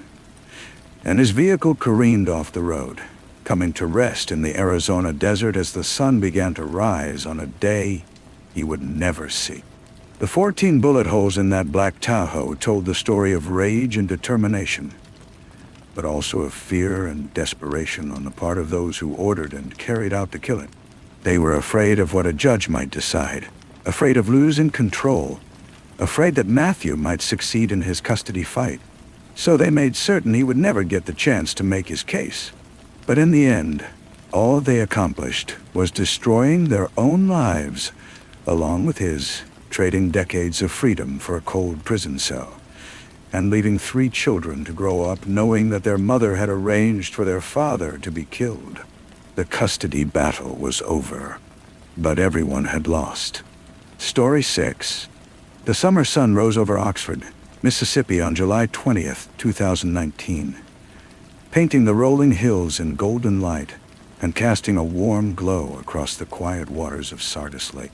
It was the kind of morning that whispered promises of warmth and possibility, with air thick with humidity and the gentle chorus of cicadas.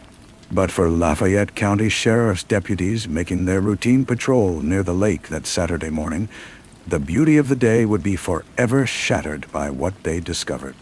Near a remote picnic area, just 20 miles from the University of Mississippi campus, they found something that would change everything.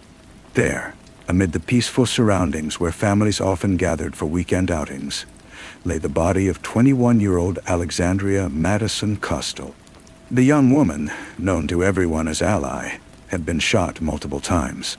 Her life, so full of promise and light just hours before, had been stolen in an act of violence that would rock the tight-knit college community and leave a family shattered by unimaginable loss.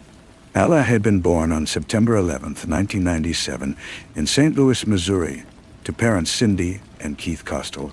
From her very first breath, she radiated an infectious energy and warmth that drew people like moths to a flame.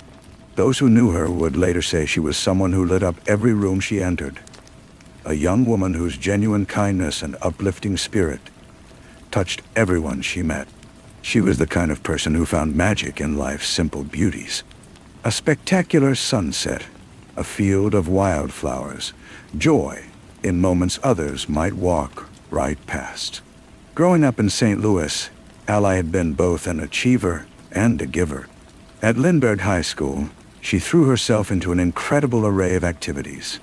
Cheerleading, track and field, youth and government, the golf team, and the National Honor Society. But it wasn't just her accomplishments that defined her. It was her heart. Her sense of adventure and burning desire to make a difference led her to travel to Peru and Africa as a volunteer, where she taught English to young children. She worked as a lifeguard and babysitter, becoming beloved by every family she served. She was an accomplished half-marathon runner, a yoga enthusiast, and an animal lover. In every corner of her life, Ally sought to bring light to others. When Ally arrived at the University of Mississippi in Oxford to pursue her college education, she carried those same beautiful qualities with her. The Ole Miss campus, with its stately antebellum architecture and rich traditions, became her home away from home. She dove into campus life with characteristic enthusiasm, becoming a founding member of the Alpha Phi sorority, where she formed deep bonds with her sisters. Recognizing a gap in campus activities, she founded and served as president of the Ole Miss Golf Club, creating a space for students who shared her love of the sport. She joined the Alpha Kappa Psi business fraternity and taught fitness classes on campus, sharing her passion for health and wellness with fellow students.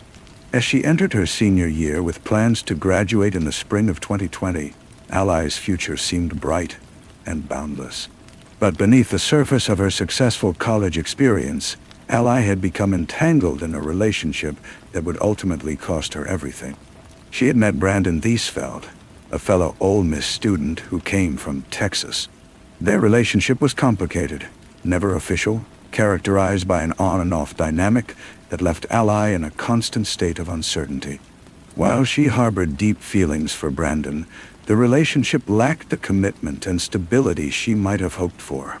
In April 2019, Ally took a pregnancy test. The result was inconclusive, but it was enough to set in motion a devastating chain of events. She confided in Brandon about the possibility that she might be pregnant with his child. His reaction was not one of support or partnership. Brandon was extremely upset about the pregnancy. He viewed it not as a potential life or shared responsibility, but as something that could destroy his own life and future. He was reportedly involved with someone else, and the prospect of Ally's pregnancy threatened the life he envisioned for himself. In the weeks and months that followed that April pregnancy test, Brandon began avoiding Ally. He refused to meet her in person, creating distance even as Ally grappled with uncertainty and fear. She confided in her sorority sisters at Alpha Phi, telling them that she believed she was pregnant and that Brandon was deeply distressed about. According to friends, Brandon pressured her to have an abortion. But who had spent her teenage years volunteering to help children in distant countries? This fundamental disagreement, this clash between what she believed and what Brandon demanded, created an unbridgeable chasm. While Ally confided in friends, Brandon was conducting searches on the internet.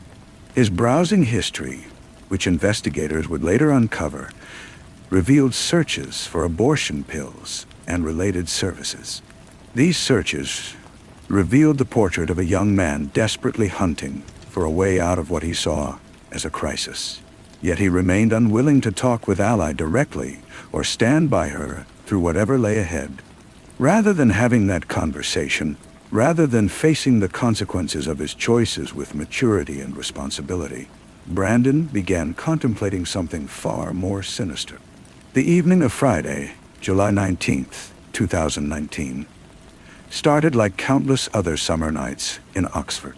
Ally headed out for the evening, making her way to the bars clustered around the downtown square, the beating heart of this small college town. At 9:06 p.m., Brandon sent her a text, asking her to let him know when she made it home safely, mentioning that her house offered privacy. The message could have seemed caring, even protective, but knowing what would unfold in the hours that followed, it takes on a much more ominous tone. The calculated planning of someone who needed to know exactly where his victim would be. At 11:52 p.m., surveillance cameras caught Ally leaving a bar on the downtown square. She looked happy, completely unaware these would be among the final images ever captured of her alive.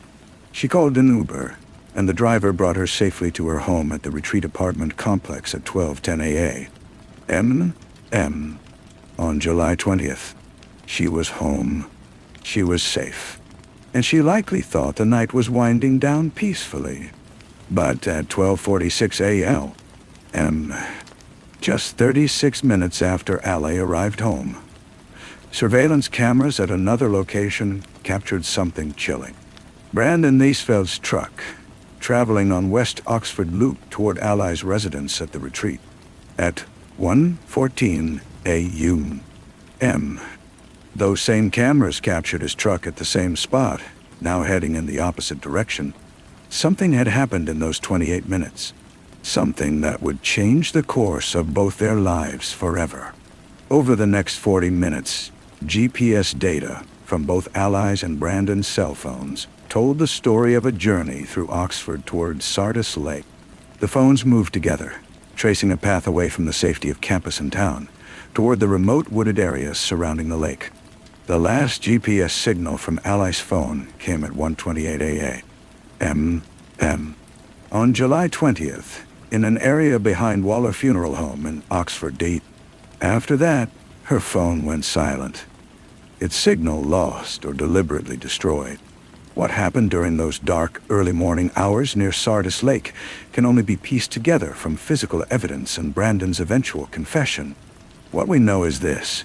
Brandon drove Ally to a remote location near the lake. There, in the darkness, far from help or witnesses, he shot her multiple times with a .40 caliber pistol. The young woman who had devoted herself to bringing joy and light to others, who had traveled across continents to help children, who had been just months away from graduating with her degree. She died alone in those woods, taken by someone she had trusted, someone with whom she had been intimate. The morning after, while Ally's body lay undiscovered near Sardis Lake, Brandon set about creating an alibi and getting rid of evidence.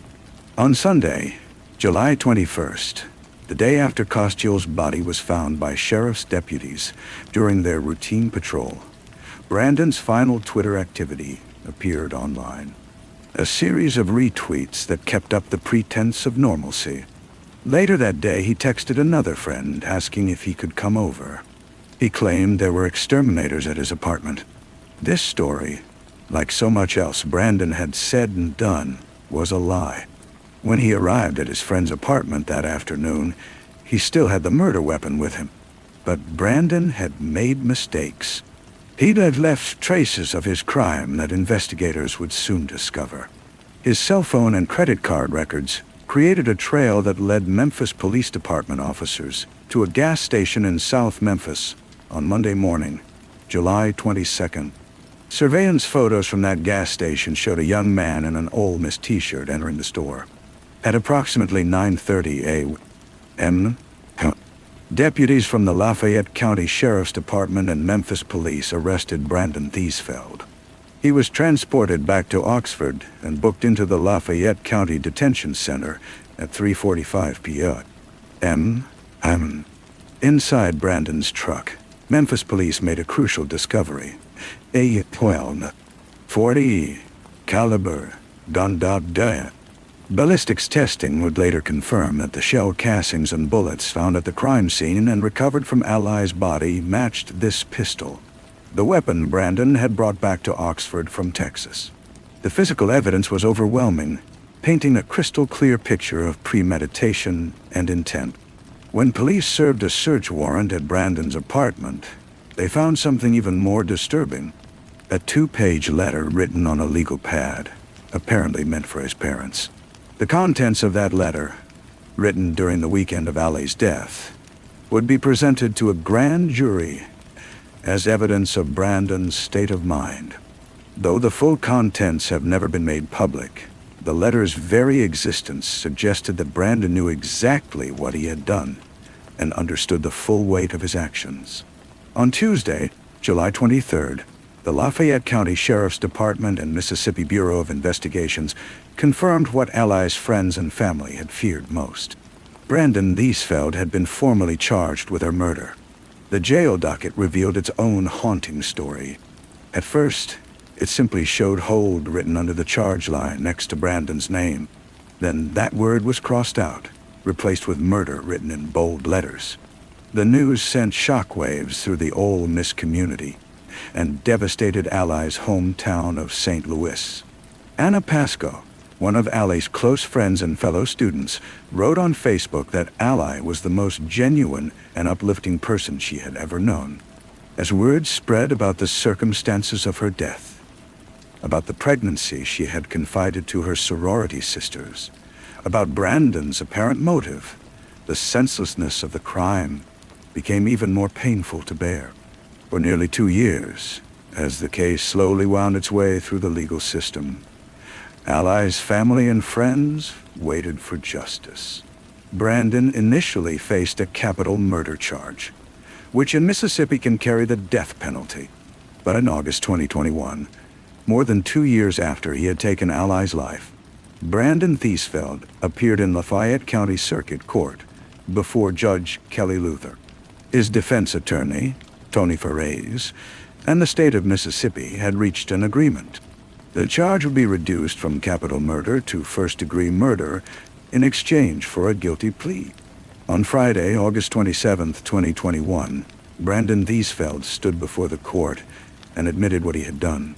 He acknowledged that he had driven Allie Costiel to Sardis Lake in the early morning hours of July 20th, 2019, and that he had shot her multiple times, ending her life. According to news reports, Brandon showed emotion as he confessed to the murder, offering apologies to both Allie's family and his own. But no apology could undo what he had done. It could not restore the daughter that Cindy and Keith Costiel had lost, could not give Andrew Costiel his sister back, could not return to Allie's friends and sorority sisters the vibrant, kind young woman whose light had been extinguished. Judge Luther accepted Brandon's guilty plea and imposed a mandatory sentence for first-degree murder under Mississippi law. Life in prison without the possibility of parole. Brandon Thiesfeld, who had been so concerned that a pregnancy would ruin his life and future, had instead guaranteed that he would spend the rest of his life behind bars, having destroyed not only Allie's future, but his own. The case raised painful questions that rippled far beyond Oxford, Mississippi.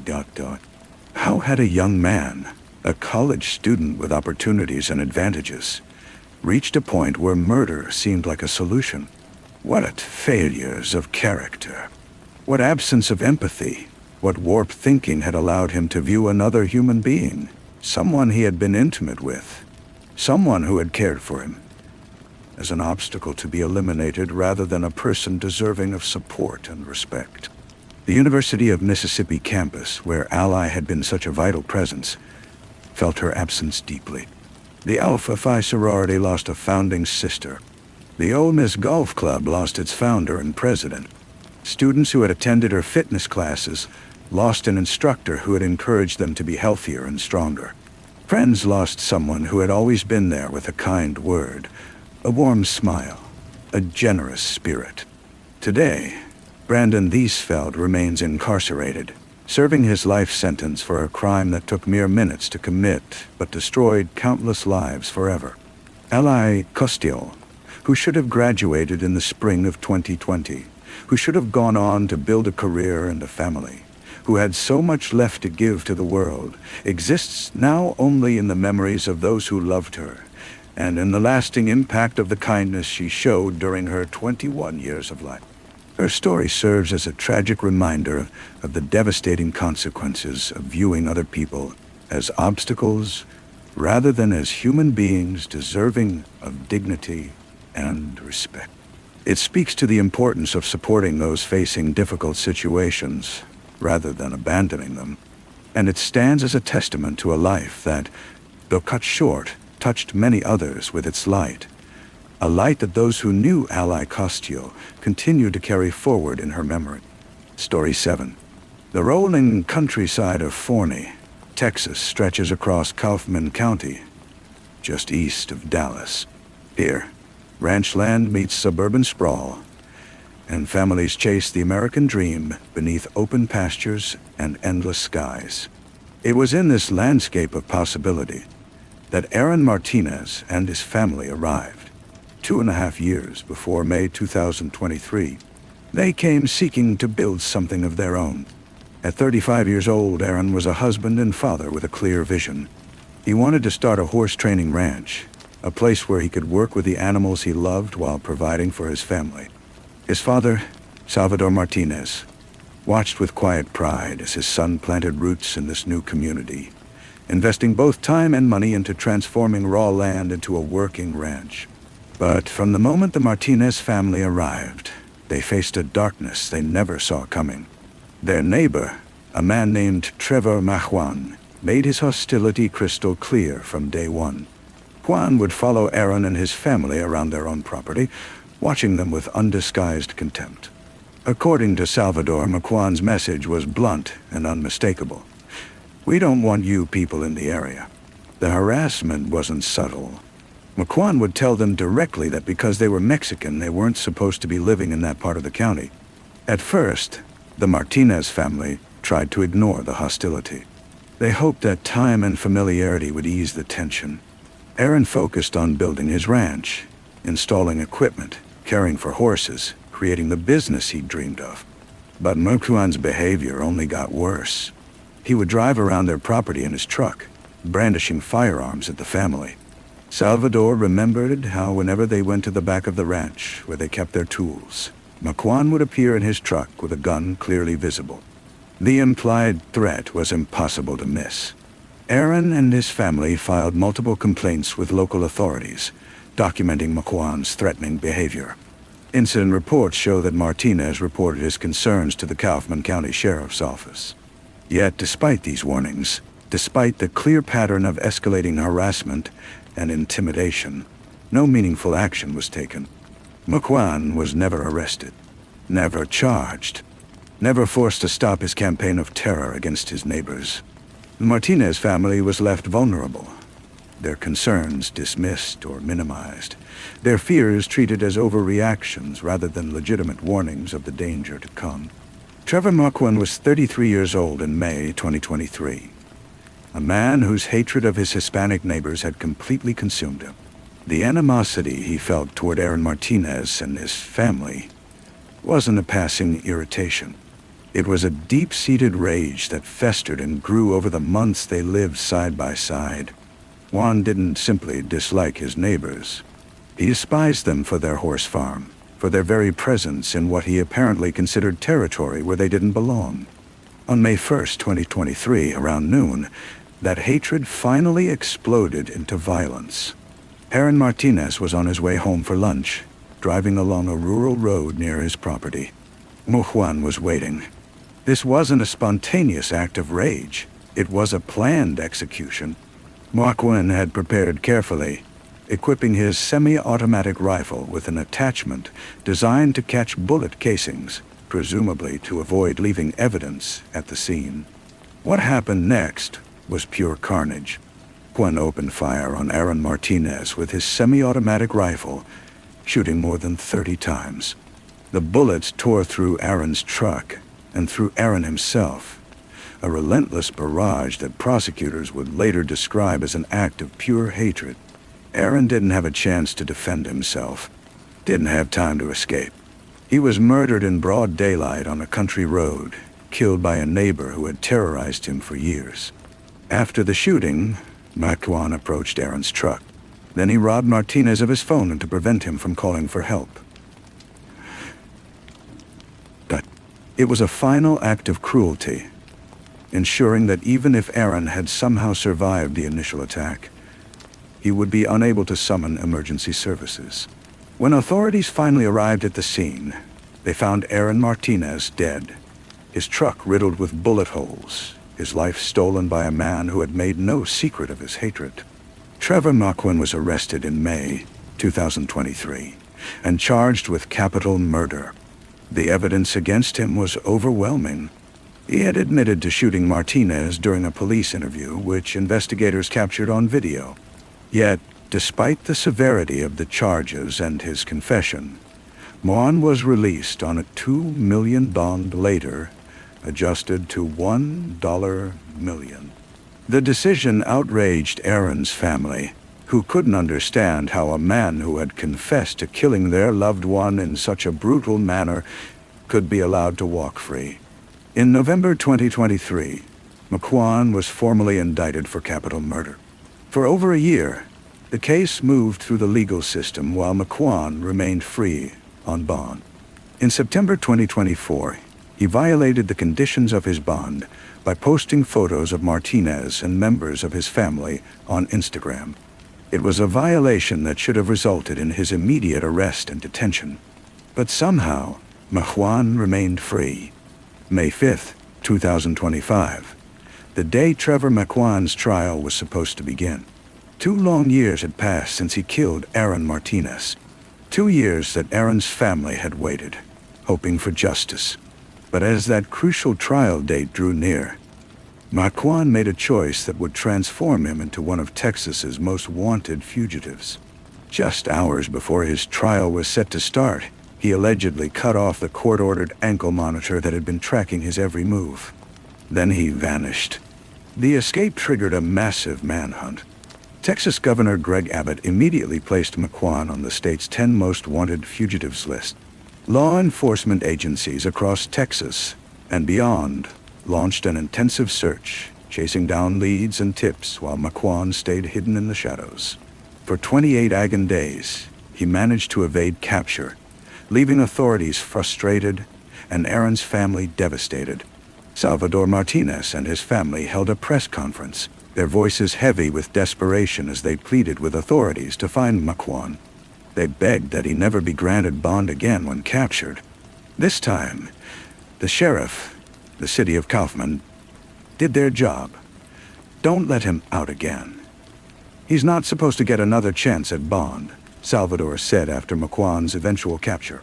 The breakthrough came when Kaufman County Sheriff Brian Beavers and his investigators developed intelligence suggesting McQuan might be hiding at his grandmother's home in Vanson County. They secured a search warrant, and around 11 p.m.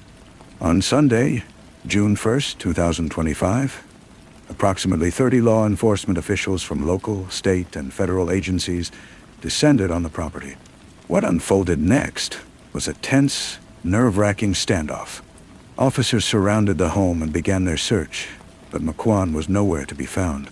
He had prepared an elaborate hiding place, cutting a hole in the closet floor that led to a cramped crawl space beneath the house. Hours dragged by as officers talked to him, negotiated with him, and finally deployed tear gas to force him out. Eventually, covered in mud and cowering in his makeshift hiding spot, Trevor McQuan emerged and was taken into custody. Sheriff Beavers believed that McQuan's grandmother had known he was there all along, harboring a fugitive who had brutally taken an innocent man's life. With McQuan back in custody, his trial was rescheduled. On October 20th, 2025, jury selection finally began. The panel consisted of 8 women, 4 men, and 2 male alternates, who would hear the evidence and determine McQuan's fate. In an unusual move, prosecutors skipped their opening statements and immediately began calling witnesses. The first person to take the stand was Aaron Martinez's wife, who tearfully identified her husband's body, forced to relive the worst moment of her life in front of complete strangers. A police investigator then presented the video of McQuan's interview, where he admitted to shooting Aaron Martinez and taking his phone. The confession was damning, Maquan's own words sealing his fate. Prosecutors presented evidence of the more than 30 gunshot wounds that had killed Aaron. Testimony about the shell casing catcher Maquan had used on his rifle, and witnesses who testified about his disturbing pattern of threatening behavior. Maquan's ex-girlfriend took the stand and revealed that he had previously threatened her with a gun and fired shots near her. A landscaper testified to similar terrifying experiences, painting a picture of a man who used firearms to intimidate and terrorize anyone who crossed him. The prosecution argued this wasn't self-defense. It was cold-blooded murder, motivated by racial hatred, and carried out with chilling premeditation. Maquan testified in his own defense, a risky move that allowed prosecutors to cross-examine him directly. He claimed he had acted in self-defense, insisting he feared for his life during the encounter with Martinez. He denied any racial motivation for the killing, desperately trying to distance himself from the hateful statements witnesses said he had made to the Martinez family. He described videos he had taken of Martinez's property, citing frequent gunfire in the area as justification for his surveillance. However, under intense questioning, he acknowledged that he had never filed any police reports about his supposed concerns. The jury deliberated for more than 4 hours before reaching their verdict. On October 23, 2025, they found Trevor Maquan guilty of capital murder in the death of Aaron Martinez. The conviction carried an automatic sentence of life in prison, without the possibility of parole. Maquan would spend the rest of his life behind bars for what he had done. The sentencing brought a measure of legal closure to Aaron's family, but the pain and loss remained raw. Salvador Martinez and his loved ones had long believed that Aaron's killing was a racially motivated crime that should have been prosecuted as such, arguing that Maquan's actions were driven by Aaron's Hispanic ethnicity. It seems pretty clear that the thing that motivated the killer, Trevor Maquan, was the fact that this family and this victim were Hispanic, and there were warning signs along the way that unfortunately local authorities didn't take seriously enough, and it resulted in a devastating and brutal death. Castro said the Martinez family's frustration was absolutely justified. Aaron had repeatedly reported Maquan's threatening behavior, carefully documenting a clear pattern of harassment and intimidation that should have demanded immediate intervention. Yet despite these urgent warnings, nothing was done until tragedy struck. Aaron Martinez died because his pleas for help fell on deaf ears, because the threats against him were brushed aside, because a system designed to protect him completely failed. Aaron Martinez was just 35 years old when his life was cut short. A devoted husband, a loving son, a caring father who dreamed of building a horse training ranch and creating something lasting for his family. Instead, he became another casualty of hate, killed by a neighbor who simply couldn't bear his presence because of his ethnicity. His death tore open a wound that will never heal, shattering a family with violence that never should have happened. The case of Aaron Martinez stands as a chilling reminder of what happens when racism goes unchecked, of the deadly price paid when law enforcement fails to take threats seriously. This is the story of a man who dared to dream big, who worked tirelessly to build something meaningful, and who paid for those dreams with his life. Trevor Maquan's conviction means he'll never have another chance to destroy an innocent life. But it can't bring Aaron back. It can't restore the stolen years or heal the deep trauma carved into his family's hearts. As Aaron's father Salvador and the rest of the Martinez family continue their painful journey through grief, they're haunted by a terrible truth. Their warnings were ignored. The system abandoned them. And Aaron's death could have been prevented if just one person in authority had truly listened. Their battle for justice extends far beyond the criminal courtroom where Maquan was finally convicted. It reaches into the broader fight to ensure hate crimes are properly recognized and prosecuted, and that families like theirs get the protection they desperately need. Aaron Martinez's legacy is one of dreams left unfulfilled, of promise destroyed by hatred, and of a family's unwavering determination to make sure his death serves a greater purpose. Story 8. 8. The afternoon sun stretched long shadows across Bana Avenue as Donald McKay turned the key in his furniture store door that evening of July 15th, 1977. The shop had belonged to his family since the 1920s, a proud testament to generations of honest work in Griffith, a new South Wales town built on rich soil and the sweat of hard labor. At 43, Donald was a man driven by principle and purpose. He believed, with every fiber of his being, that ordinary citizens could stand up to corruption and fight injustice. As he climbed into his white panel van and headed toward the Griffith Hotel for an early evening drink with friends, he couldn't have known what lay ahead. Within hours, he would disappear without a trace, becoming the heart of one of Australia's most haunting criminal mysteries, and the country's first political assassination. Donald Bruce McKay had been born right here in Griffith in 1933, though he spent much of his youth in Sydney on the city's leafy North Shore. It was there in the quiet suburb of Killara that teenage Donald met 15-year-old Barbara Vincent.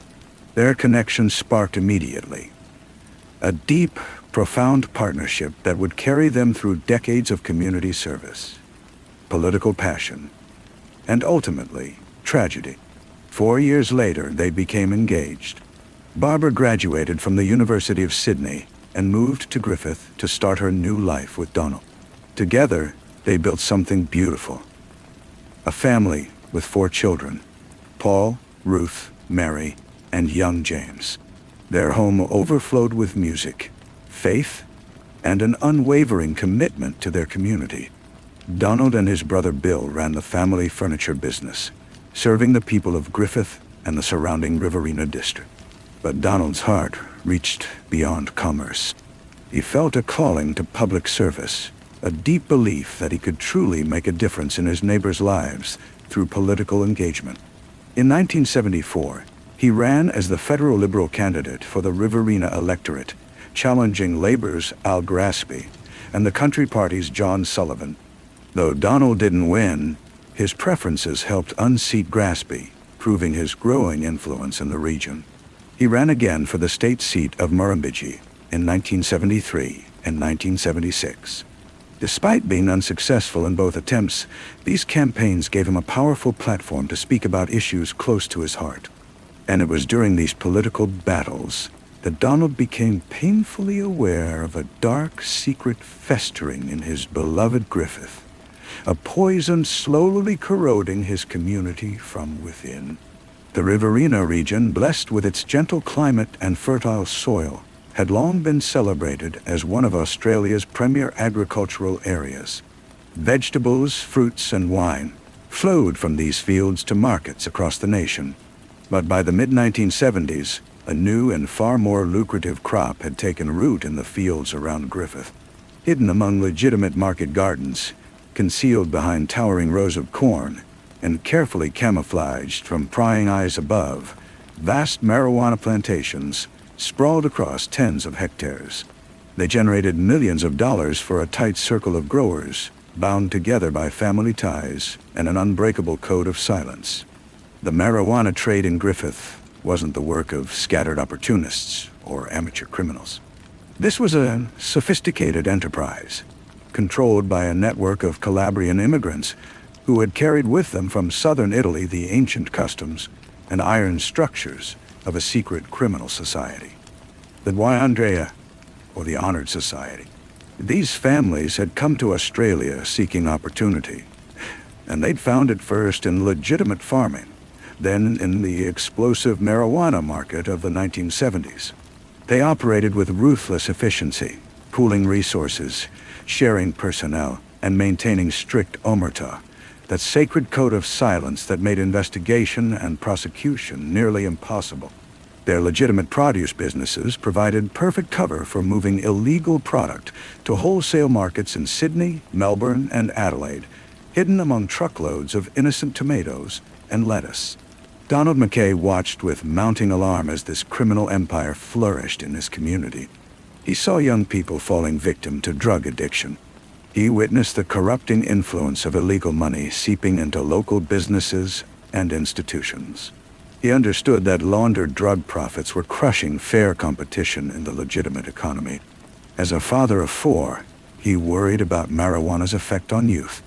As a businessman, he resented those who grew rich through crime while honest merchants struggled to survive. As a citizen, he was appalled by the apparent inability, or unwillingness, of authorities to confront this growing cancer.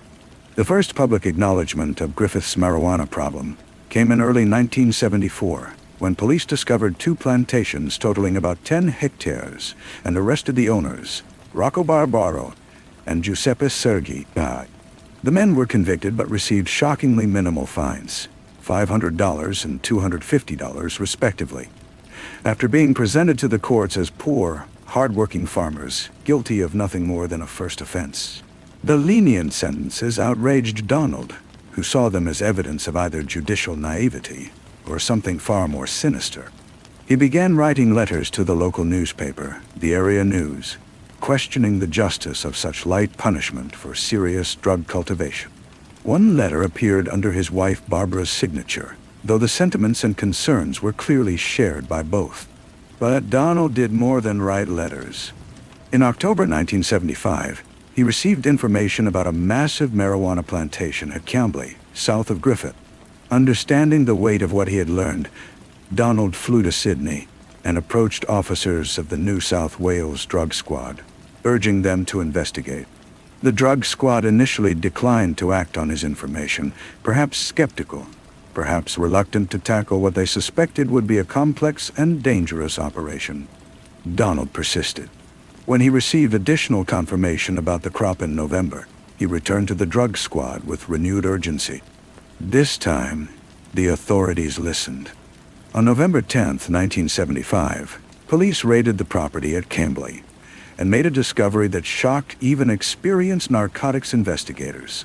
32 hectares of mature marijuana plants stretched across the farmland.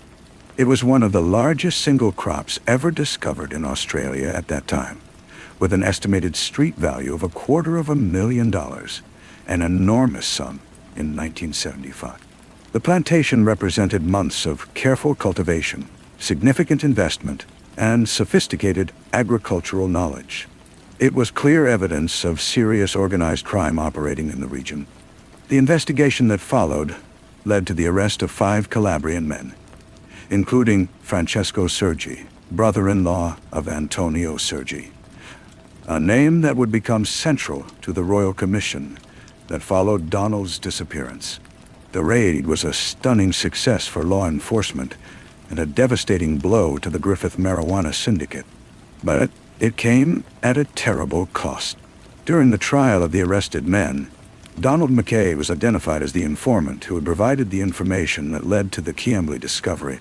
His identity as the source became public knowledge, a revelation that placed him squarely in the crosshairs of men who had lost millions of dollars and who operated according to a ruthless code that demanded retribution against those who betrayed them.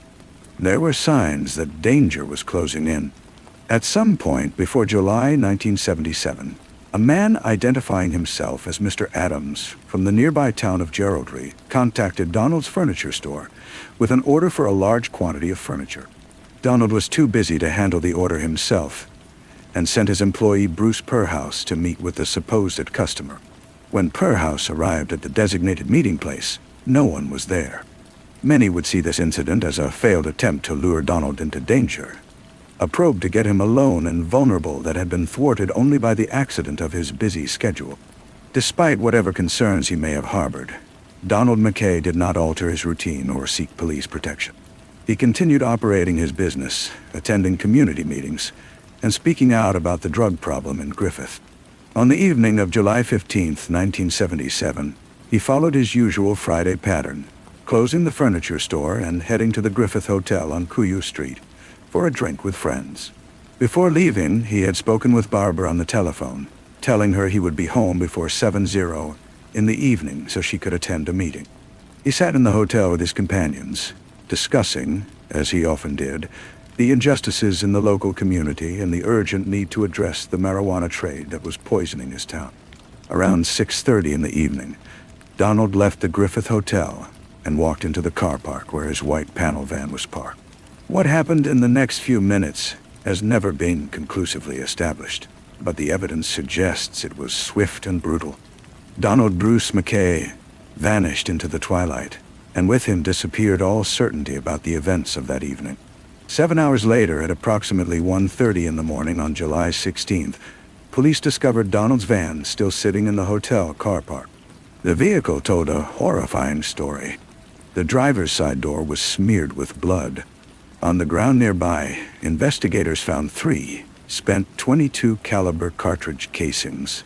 The physical evidence pointed to a violent confrontation, gunshots fired at close range, and significant bloodshed. But there was no body. Donald McKay had simply ceased to exist, leaving behind only blood, bullets, and questions. The disappearance of Donald McKay shocked not just Griffith, but all of Australia.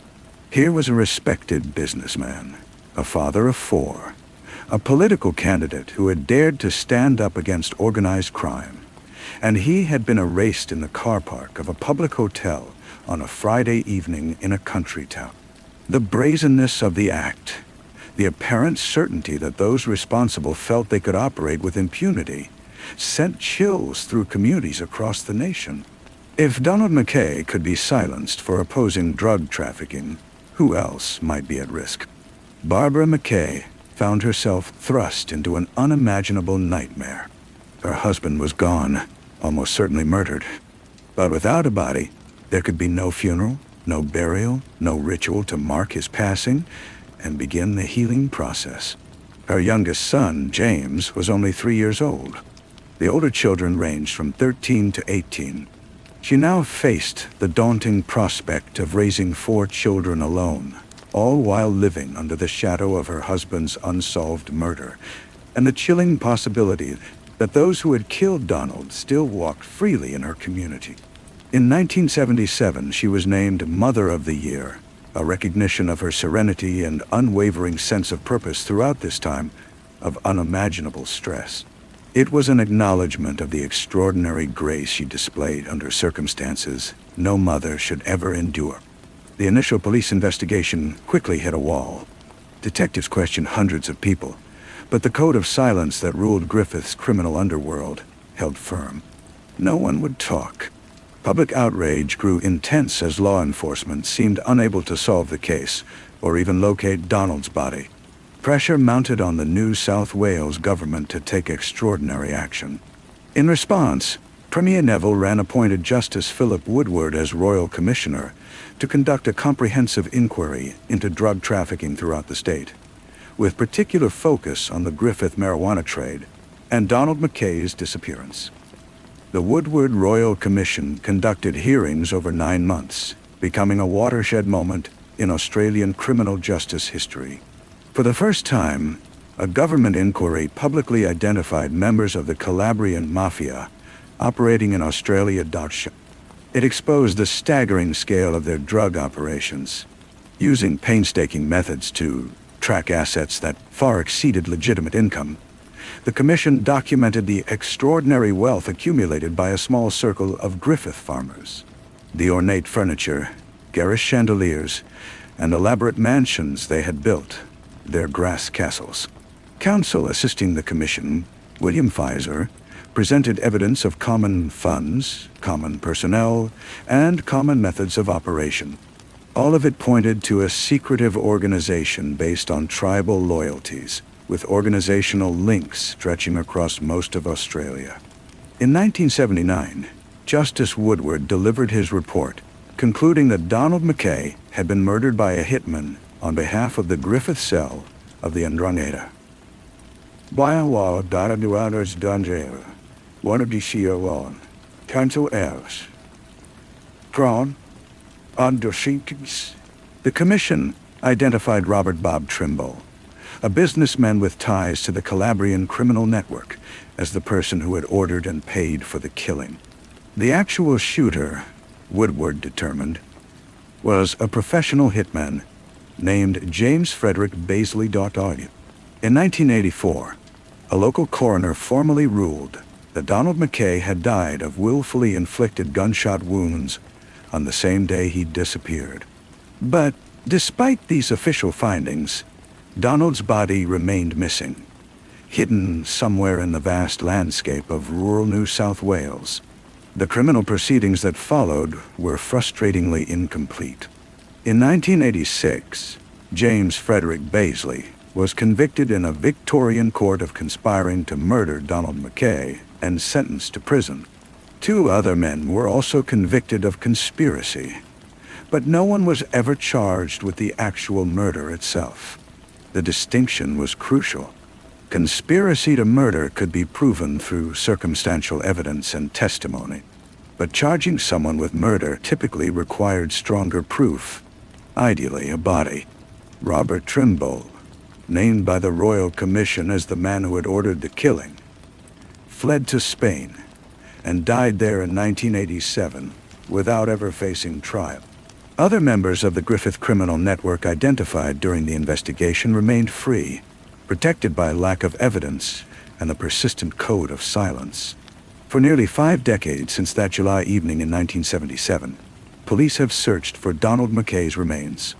Detective Superintendent Michael Rowan of the Griffith Local Area Command noted that in the decades since Mr. McKay's disappearance, police have investigated many tip-offs about the location of his remains, to no avail.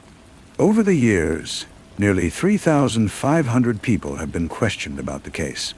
Investigators have dug up properties, searched bushland, and followed countless leads, each time hoping to finally give the McKay family what they have sought for so long: the ability to lay Donald to rest with dignity. But the land has kept its secret. Donald's body has never been found. Barbara McKay spent the rest of her life honoring her husband's memory and continuing the fight against drugs and corruption that had cost him his life. Barbara McKay died in 2001, having never received the closure of knowing where her husband's body lay. Today, a memorial stands in Griffith honoring Donald McKay, featuring a portrait bust and commemorating his service to the community and his courage in standing against organized crime. In 2017, 40 years after his disappearance, the New South Wales Legislative Council paid tribute to the courageous Donald Bruce McKay, who was murdered in Griffith due to his selfless endeavors to stop the drug trade and corruption. His story stands as a haunting reminder of the steep price some people pay for daring to speak truth to power. It shows us the sacred obligation communities have to shield those brave enough to stand against injustice. Donald McKay's disappearance cuts deeper than just another unsolved murder. It marks Australia's first political assassination, a chilling turning point when organized crime proved it would kill not only rivals or informants, but public figures who dared threaten their operations. The case ripped away the veil, exposing how deeply the Calabrian Mafia had planted its roots in rural Australia. It ignited sweeping reforms in how authorities confronted organized crime. The Woodward Royal Commission's revelations brought increased resources for drug enforcement and opened eyes to the urgent need to protect whistleblowers and activists. Story 9. February 14th, the day the world celebrates love, should have marked the beginning of something beautiful. On that Valentine's Day in 2002, in a Las Cruces hospital in southern New Mexico, a tiny girl entered the world with eyes that had yet to see its cruelties and a heart that beat with innocent promise. Her parents, 19-year-old Stephanie Lopez and 21-year-old Andrew Andy Walters, were young and unmarried, but they brought their baby daughter home nonetheless, naming her Brianna Mariah Lopez. The hospital in Las Cruces, a modest city of about 100,000 people nestled 45 miles north of the Mexican border, released mother and child after what seemed like a routine delivery. Nobody could have known that this newborn, wrapped in hospital blankets and full of potential, would live only 5 months and 5 days. The home that awaited Brianna was a crowded mobile trailer in Las Cruces, where life unfolded in cramped quarters under troubling circumstances. Besides her mother and father, the trailer housed several other adults, and Brianna's 18-month-old brother, a toddler, who was himself barely out of infancy. Among these adults was Stephanie's younger brother, 20-year-old Stephen Lopez, Brianna's uncle. The atmosphere in that trailer wasn't one of warmth or safety. Instead, it was a powder keg of dysfunction, immaturity, and violence waiting to explode. From the moment Brianna arrived home from the hospital, her short life became a nightmare of unimaginable proportions. What happened to Brianna Lopez over the next 5 months stands as one of the most horrific cases in New Mexico's history. A case so appalling that even seasoned prosecutors and investigators would struggle to maintain their composure when confronting the evidence. The abuse began almost immediately after her arrival home and continued relentlessly until her death. Brianna was subjected to systematic cruelty by the very people who were supposed to protect her, love her, and nurture her through her most vulnerable months of life. She was struck across her tiny face, kicked, punched, and pinched until her delicate skin bruised. She was thrown with such force that her small body would collide with walls and ceilings. The violence wasn't sporadic or accidental, but deliberate and continuous.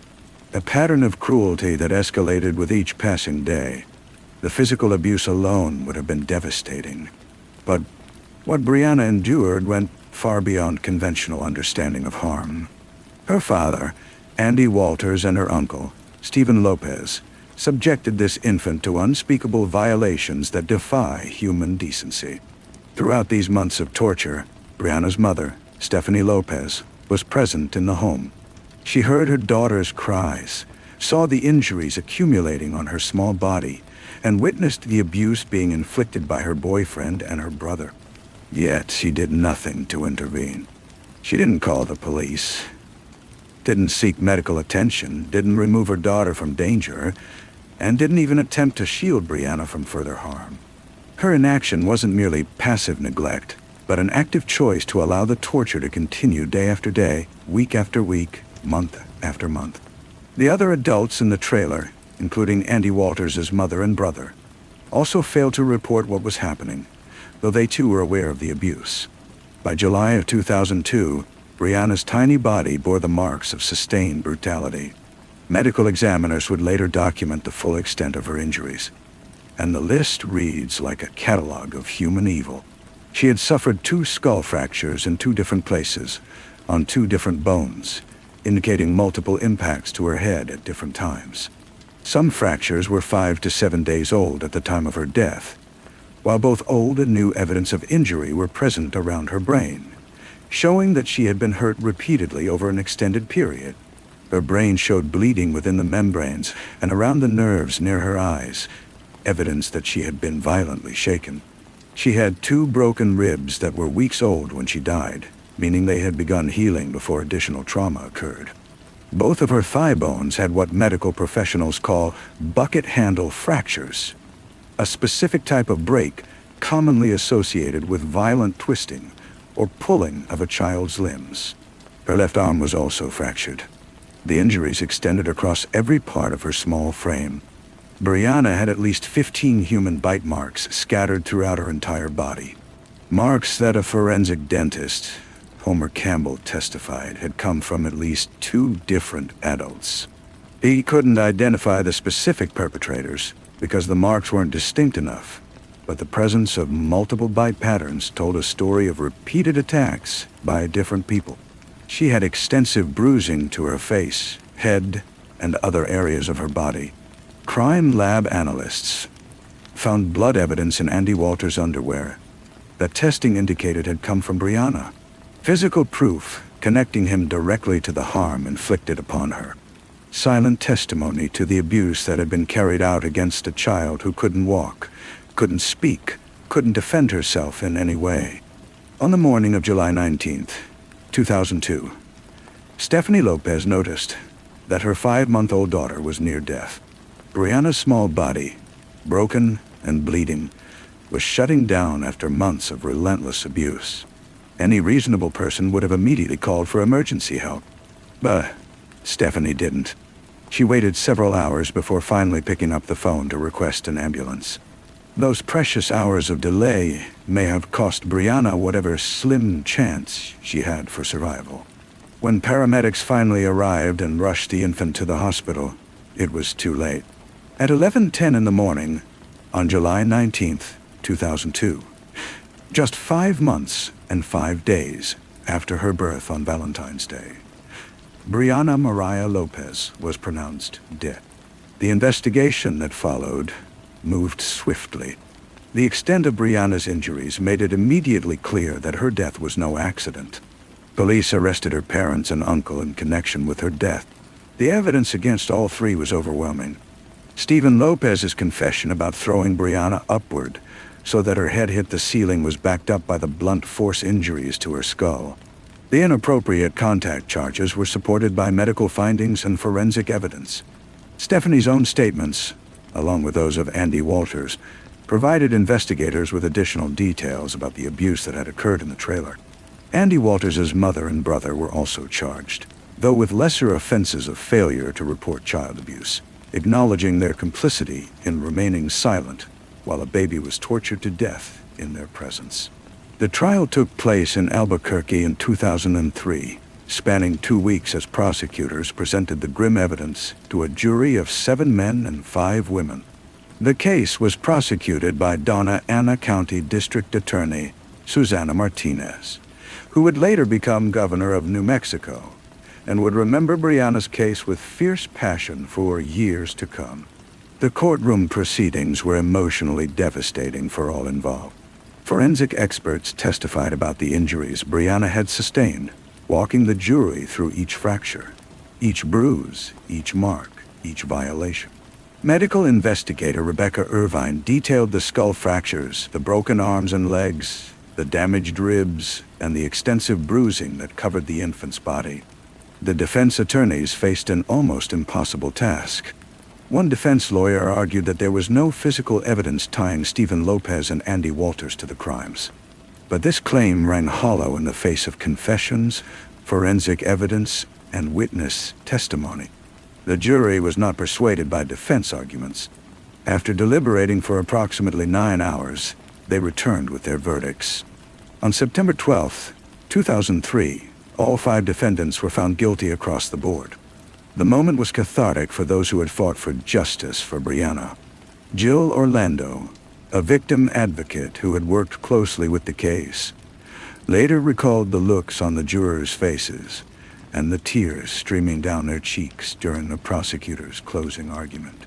When Susana Martinez had methodically pointed out every single one of Brianna's injuries, the emotional weight was overwhelming. The sentences handed down reflected the severity of the crimes. Andy Walters, Brianna's father, was found guilty of intentional child abuse resulting in death, conspiracy, criminal contact with a minor, and 2 counts of child abuse. He received a sentence of 63 years in prison. Stephen Lopez, her uncle, was found guilty of intentional child abuse, resulting in death, conspiracy, and criminal contact with a minor. He was sentenced to 57 years. Both men remain incarcerated, eligible for day-for-day good time and credit for time served while awaiting trial. But their release dates remain decades in the future. Andy Walters' mother and brother received 60-day sentences for failure to report child abuse, a comparatively light punishment for their silence. Stephanie Lopez's sentence proved to be the most controversial aspect of the case. She was convicted of negligent child abuse, resulting in death, and a second child abuse charge. The jury found that while she had not directly inflicted the fatal injuries, her failure to protect her daughter, her delay in seeking medical care, and her knowing tolerance of the ongoing abuse made her criminally responsible for Brianna's death. She was sentenced to 27 years in prison. However, she would not serve the full term. On September 21st, 2016, after serving approximately 13 years, including credit for the 493 days she spent at the Donna Ana County Detention Center awaiting trial. Stephanie Lopez walked out of the New Mexico Women's Correctional Facility in Grants, New Mexico. She had been released early for good behavior, eligible for good time credits that cut her sentence nearly in half. The moment Stephanie walked free, a wave of outrage swept across the state. Governor Susana Martinez, who had originally prosecuted the case as district attorney, didn't mince words. Standing before an audience at New Mexico State University, on the very day of Stephanie's release, Martinez delivered a statement that cut straight to the heart of the matter. Brianna had been killed by men who tortured and hurt her, Martinez declared, and her mother was nowhere to be found when this child needed protection most. Her words were stark and uncompromising. Stephanie Lopez should not be walking the streets of New Mexico or anywhere else. The governor wasn't alone in her outrage. When word spread that Stephanie had been transferred to Texas under an interstate compact agreement to serve 2 years of parole in plain view, the community erupted. Residents demanded she leave their town immediately. Just hours after her release, a news crew spotted Stephanie at a gas station in Los Lunas, New Mexico. There she sat in the back seat of a car, her mother behind the wheel. A haunting image that would linger in the public's memory. In death, Brianna Lopez became something she never had the chance to be in life. A symbol. She represented the most vulnerable victims of child abuse and the heartbreaking failures of the systems meant to shield them from harm. When little Brianna died, not a single family member stepped forward to claim her body. She was laid to rest in a pauper's grave, one final indignity for a child whose brief existence had been marked by nothing but suffering. Her grave was covered with a protective cage, not to dishonor her memory, but to keep mourners safe and preserve the sacred space. Yet Brianna has never been forgotten. Each February 14th, her birthday, memorials are held to honor what should have been a life filled with love and endless possibility. Petitions have circulated demanding that her mother serve every day of her original sentence. Thousands have signed their names, united in their determination that justice for Brianna would not be weakened by early release. The case of Brianna Lopez forces us to confront uncomfortable truths about our responsibility to protect children. How could multiple adults share a small trailer and witness, or hear, an infant being harmed without stepping in? How could a mother listen to her daughter's cries and do nothing? How could neighbors, if they knew what was happening, choose silence over action? The answers aren't simple, but they reveal a troubling reality where dysfunction, fear, and moral failure can come together, creating conditions where our most innocent are left completely defenseless. Brianna's case also challenges our criminal justice system pothole. Is 13 years adequate punishment for allowing one's child to be beaten to death? Does good behavior behind bars somehow balance the moral weight of such devastating failure? What cannot be disputed is this: Brianna Mariah Lopez deserved so much better. She deserved parents who cherished her, protected her, and celebrated her very existence. She deserved to grow up, to laugh, to play, to discover all the beauty and joy that life has to offer. Instead, from the moment she entered that small trailer in Los Lunas until her tiny, broken body finally gave out on that July morning in 2002, she knew only pain, fear, and betrayal from those who should have been her safe harbor. Her story serves as a stark reminder that abuse often lurks behind closed doors, hidden from view, carried out by the very people who should be sources of love and security. It's a call to action, urging us to stay vigilant, to speak up when something feels wrong, to refuse to look away when children are in danger. Brianna's voice was silenced before she could ever speak her first word, but her case speaks volumes about humanity's capacity for cruelty and our urgent need for compassion. Story 10. The cold December wind swept across the seaside village of Marski by the Sea, a small community nestled along the northeastern coast of England where everyone knew everyone else's name. On December 28, 1992, just 3 days after Christmas, The streets lay quiet and the gray sky hung heavy over the North Sea. It was a day that would forever alter the lives of the Clark family, leaving behind a haunting mystery that would remain unsolved for more than 3 decades. Stephen Clark was 23 years old, a young man with dark brown hair, blue eyes, and a distinctive appearance that made him recognizable throughout the village.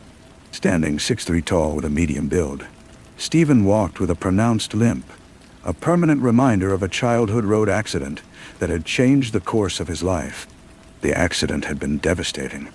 It left him with a severely damaged left arm that he couldn't use, a damaged leg, and a limp that accompanied every step he took. Beyond the physical scars, the accident had also left him with minor learning difficulties, challenges that he worked hard to overcome every single day. But Stephen refused to let his limitations define him. He worked at the Wigbone Society in Redcar, a charitable organization dedicated to helping people with disabilities develop the employment skills they needed to build meaningful careers. Stephen threw himself into this work with determination and heart, becoming an inspiration to those around him. Just weeks before his disappearance, he had been awarded the Apprentice of the Year award from the organization, a recognition that filled him with pride and gave his parents, Doris and Charles Clark, immense joy. To the world, Stephen was a young man who had faced adversity and emerged resilient, someone who was building a life for himself despite the obstacles. On that fateful December afternoon, Stephen's mother, Doris, suggested they take a walk together along the beach to Saltburn, a nearby coastal town. The walk was meant to be pleasant, a chance to stretch their legs and enjoy the fresh sea air during the quiet days between Christmas and New Year's Eve. Doris, who was in her 50s at the time, walked alongside her tall son as they made their way along the shoreline, the sound of waves crashing against the shore accompanying their journey. Around 3:00 in the afternoon, they reached a set of public toilets near Saltburn Pier.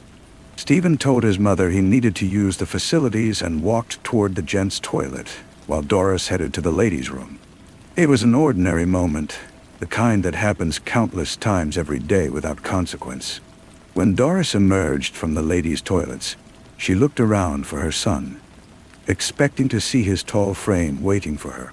But Stephen was nowhere to be found. According to Doris's account, she assumed that Stephen had simply decided to walk home on his own. This didn't strike her as particularly unusual at first. Stephen was an adult, after all, and despite his disabilities, he was capable of making his own decisions. Doris made her way back to their home in Marsk, perhaps thinking she would find Stephen there, settled in front of the television or in his room. But when she arrived home, Stephen wasn't there. The hours ticked by, and darkness fell over the village around 4 in the afternoon, as it does in northern England in the depths of winter. Stephen's father, Charles, had been out watching a football match that afternoon. When he returned home around 6:00 in the evening, Doris told him that Stephen was missing. The concern that had been building in her chest now crystallized into genuine alarm. Charles immediately picked up the phone and called the police, reporting his son missing. For the Clark family and the authorities, this marked the beginning of a mystery. The police launched an investigation into Stephen's disappearance, canvassing the area, interviewing witnesses, and searching for any trace of the young man who had seemingly vanished into thin air. The last confirmed sighting by anyone other than his parents appeared to be on Christmas Day, 3 days before Doris reported him missing. This detail would later become significant, opening a troubling window of time that investigators could not ignore. For years, the case remained relatively quiet. Stephen's parents maintained that he had disappeared from the public toilets, and that was the last they had seen of him. The community searched, theories circulated, and tips came in, but nothing led to Stephen. His body was never found. There was no trace of him anywhere. No proof of life. No sightings that could be definitively confirmed. It was as if he had simply ceased to exist on that December afternoon. The years turned into decades. Doris and Charles Clark grew older, carrying the weight of their missing son with them through the passage of time. The case grew cold, filed away in police archives, as one of those heartbreaking mysteries that sometimes never get solved. But cold cases have a way of coming back to life, especially when dedicated investigators refuse to give up. In 2020, 28 years after Stephen's disappearance, Cleveland Police and North Yorkshire Police conducted a cold case review.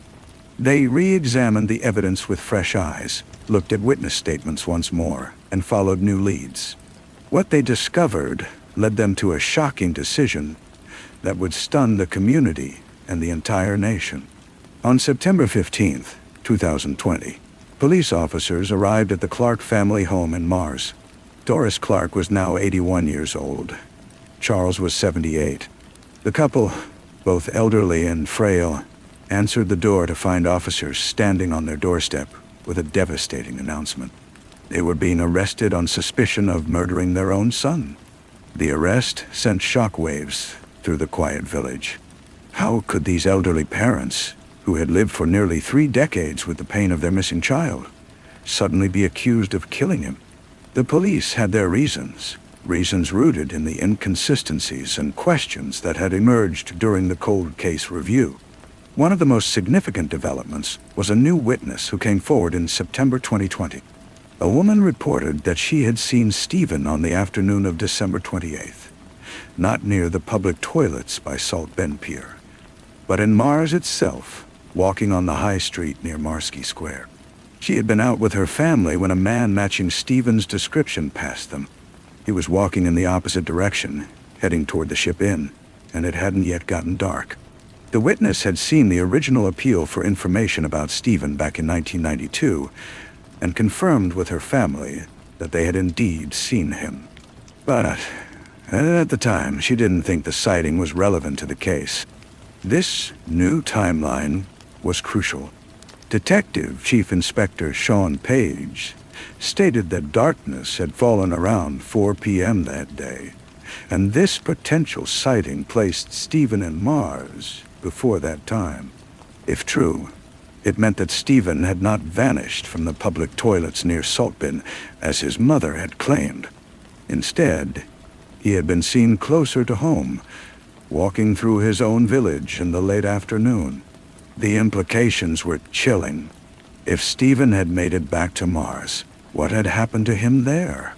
The police began to scrutinize the parents' account more carefully.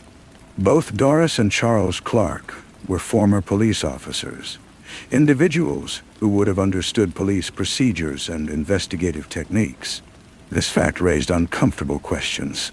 Had they known that police typically wouldn't investigate a missing adult until 24 hours had passed? Had they used that knowledge to their advantage? Following the arrest, police conducted an intensive 5-day forensic examination of the Clark home. They dug up the garden, searching for Stephen's body. They moved the shed, turned over every inch of soil, and examined every corner of the property. Charles Clark later described how devastating this was, watching officers tear apart his home and garden, searching for the remains of his son. According to Charles, police accused Doris of murdering Stephen and accused him of burying the body in the garden. But the search yielded nothing. No body was found. No definitive evidence emerged that could prove beyond doubt that the elderly couple had killed their son. Doris and Charles were held in police cells. An experience Doris described as scary and ludicrous. For 17 weeks, they waited, caught in a nightmare of accusation and uncertainty. Finally, on February 15, 2021, the couple was released without charge. The news came as a relief to Doris, who told the press it was fantastic news and wonderful. Charles maintained his belief that Stephen was still out there somewhere. Both parents described the ordeal as hell, an experience that had turned their lives upside down at a time when they should have been living out their remaining years in peace. Yet even with their release, the case remained officially classified as one of suspected murder. Detective Chief Inspector Sean Page made it clear that police continued to believe Stephen had come to serious harm and that there was no proof of life. The investigation remained open, and authorities continued to appeal for information, asking anyone who had seen Stephen between December 25th and December 28th, 1992, to come forward. The questions surrounding Stephen's disappearance are as haunting as they are numerous. If he did not vanish from the public toilets as initially reported, where did he go? What happened in those hours between when he was allegedly last seen on Christmas Day and when his parents reported him missing on December 28th? Why would a young man who had just received an award for his hard work, who had a life and purpose at the Withbone Society, simply vanish without a trace? Some investigators believe that Stephen may have had a girlfriend, information that reportedly came from his disability employment office. If this was true, could she hold the key to understanding what happened? In 1999, police received an anonymous letter about the case, and they appealed for that letter writer to come forward. The contents of that letter have never been publicly disclosed. But the fact that police kept searching for that individual tells us something important. They believed it held crucial information. The Clark family home in Marski still stands today, a silent witness to whatever unfolded during that Christmas holiday in 1992. Those public toilets near Salt Pier remain as well, forever marking the spot where Doris says she last saw her son. The high street in Mars, where a witness claimed to see Stephen walking toward the ship, looks much the same as it did 3 decades ago. But Stephen himself? He's never been found. 30 years after his disappearance, on the anniversary of that fateful day, Stephen's family joined the charity Missing People in renewing their desperate appeal for information. Doris and Charles, despite the heavy cloud of suspicion hanging over them, continued their public pleas. They begged anyone with knowledge of Stephen's fate to come forward. Whether this reflected genuine ignorance about what happened to their son, or a calculated effort to maintain their innocence, remains one of the case's most haunting mysteries. Stephen Clark's tragedy reaches far beyond the question of what happened to him. It's the waste of a young life that had overcome so much, the decades of crushing uncertainty that followed, the suspicion that fell upon elderly parents, the complete absence of closure for anyone involved. Stephen's disabilities had made him vulnerable and visible. Yet somehow he managed to disappear so completely that not a single trace has ever been found. Today, the case remains unsolved. Police continue to classify it as suspected murder. They believe Stephen came to serious harm and didn't simply walk away from his life. The truth of what happened on that gray December day in 1992 lies buried somewhere. Perhaps in the memories of someone who has never spoken up. Perhaps in evidence yet to be discovered, or perhaps in the hearts of those who know more than they've ever revealed. Stephen Clark's story is one of unanswered questions and lingering grief.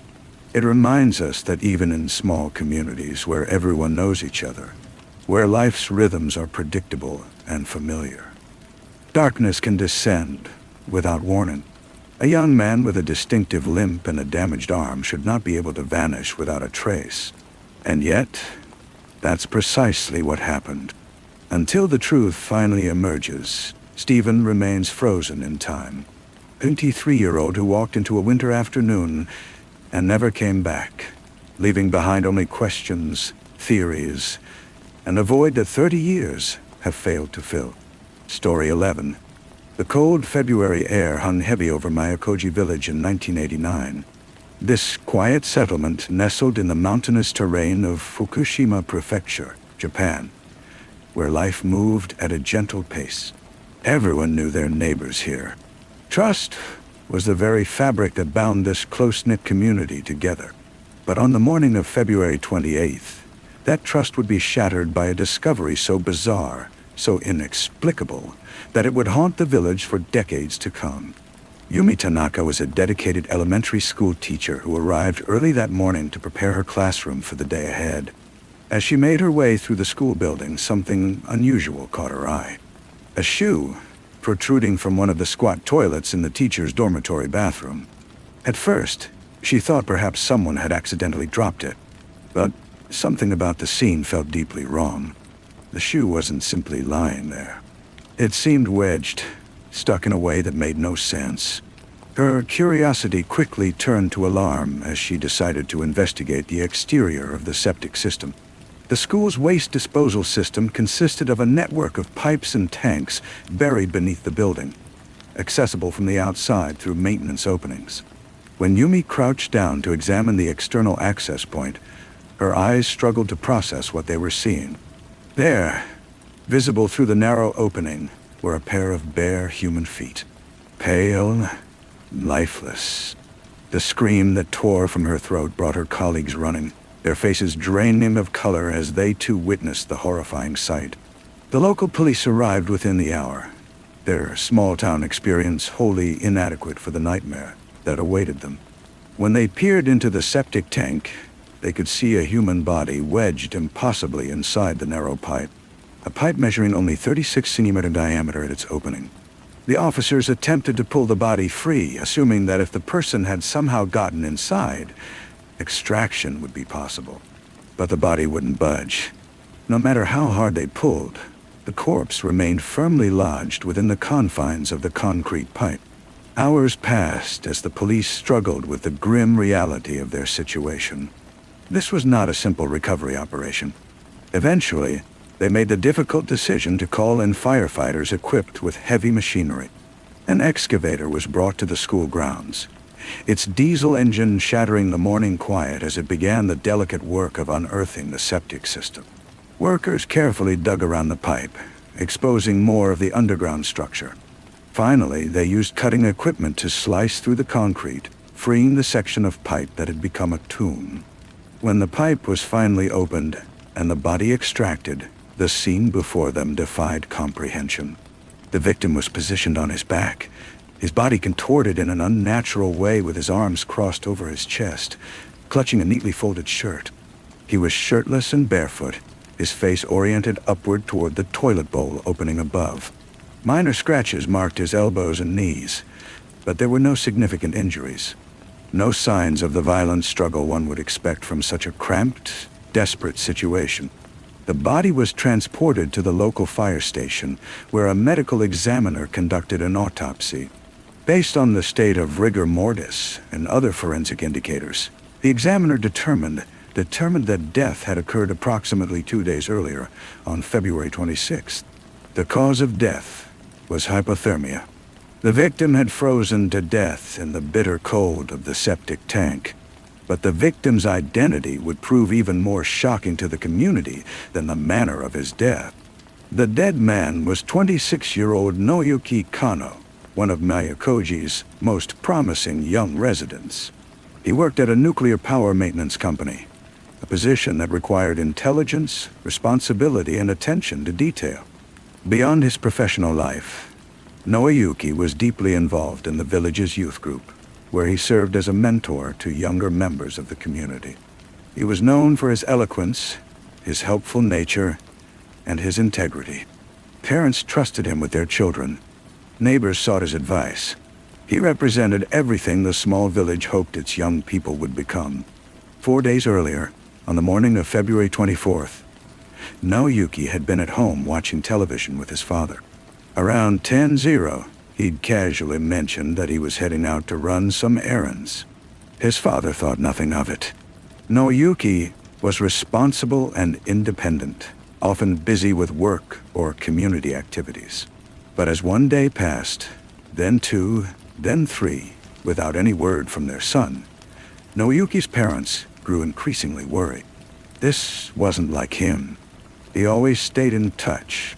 On the 3rd day of his disappearance, his family began searching in earnest. Near a farmhouse not far from the village center, they discovered Naoyuki's car. It was unlocked, the keys still dangling from the ignition, as though he had stepped away for just a moment and planned to return. The discovery only deepened their fear.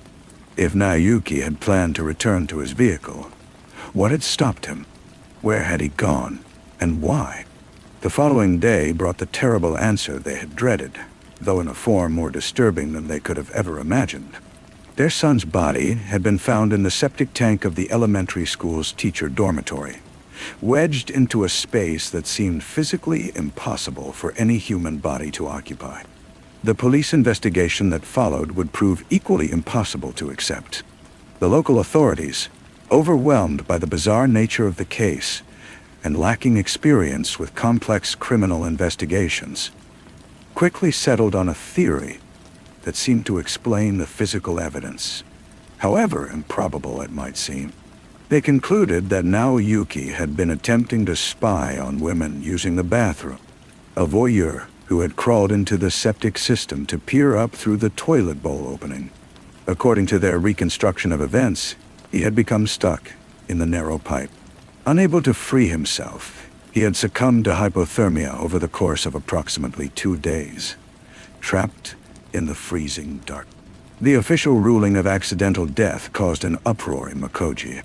Those who knew Naoki, his family, his friends, his colleagues, his neighbors, refused to accept this characterization.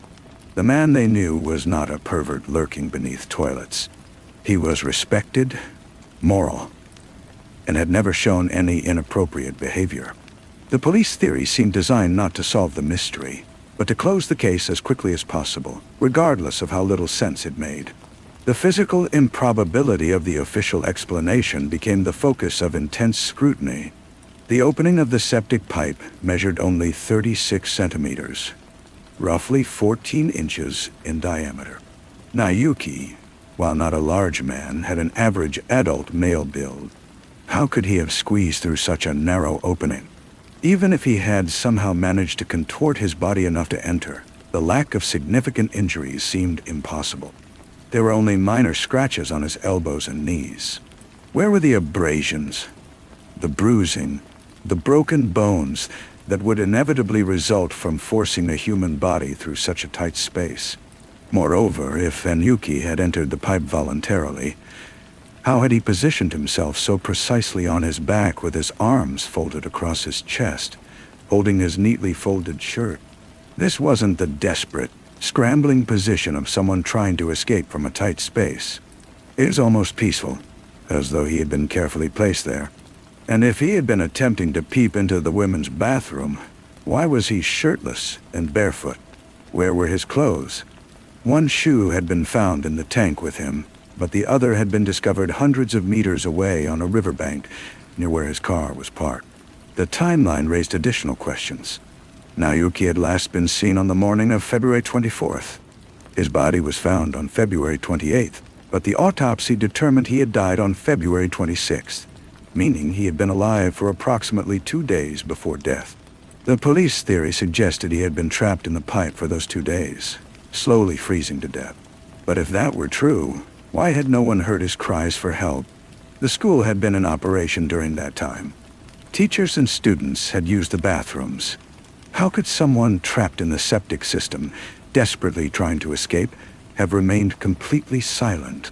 The community's disbelief in the official explanation led more than 4,000 village residents to sign a petition demanding that the police reopen the investigation.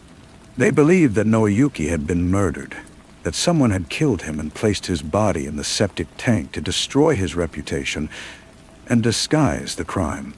But who would want to harm him, and why? Several theories emerged, each more troubling than the last. 10 days before Naoyuki's disappearance, Makoji had been embroiled in a contentious election for village mayor. The campaign had been fierce, dividing the community along political lines. Naoyuki, known for his eloquence and persuasive speaking abilities, had been recruited to campaign on behalf of one of the candidates. He had initially been vocal in his support, attending rallies and speaking to his neighbors about why they should vote for his chosen candidate. But then, abruptly, Naoki had gone silent. He stopped campaigning, stopped attending political events, withdrew his support without public explanation. Rumors began to circulate that he had discovered something troubling about the local government. Perhaps corruption, perhaps illegal activities connected to the nuclear power industry that dominated the region's economy. Some suggested that Naoyuki, with his strong moral compass, had wanted no part in whatever shady dealings he had uncovered. Others whispered that he had been planning to expose what he had learned. If Naoki had indeed stumbled upon corruption involving powerful people in the village, his death took on a sinister dimension. Had he been silenced forever? Was his body deliberately placed in that septic tank to destroy him completely? To shatter his reputation so thoroughly that any whispers about local corruption would simply be dismissed? The way the scene was arranged, designed to suggest something shameful, would effectively destroy his credibility. In one calculated move, he'd be transformed from a moral voice speaking truth into nothing more than a perverted criminal. Another theory centered on Naki's workplace at the nuclear power maintenance company. There had been recent troubles brewing. Just before Naki's death, serious problems had emerged with one of the reactors, serious enough to demand a full investigation. The person responsible for that reactor was a colleague of Naki's, someone he worked alongside every day. Then, in the aftermath of Naki's death, that same colleague took his own life. The timing felt far too convenient to ignore. Had Naoki uncovered safety violations or dangerous cover-ups at the nuclear facility? Had he threatened to expose what he'd discovered? In an industry built on reputation and absolute secrecy, such knowledge could prove deadly. Yet another chilling possibility involved harassment that had been plaguing the very school where Naoki's body was discovered.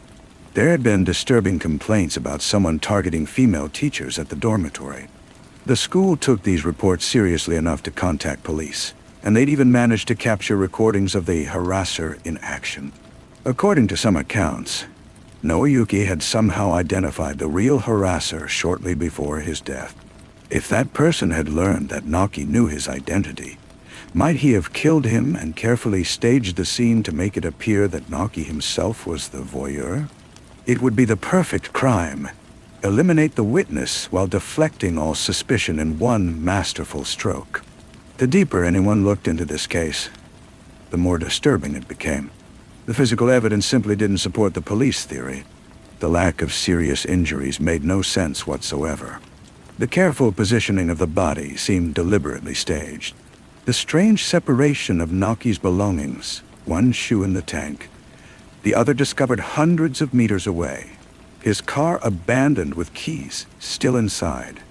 All of it suggested that whatever had happened to him occurred somewhere else entirely. His body had been transported to the school.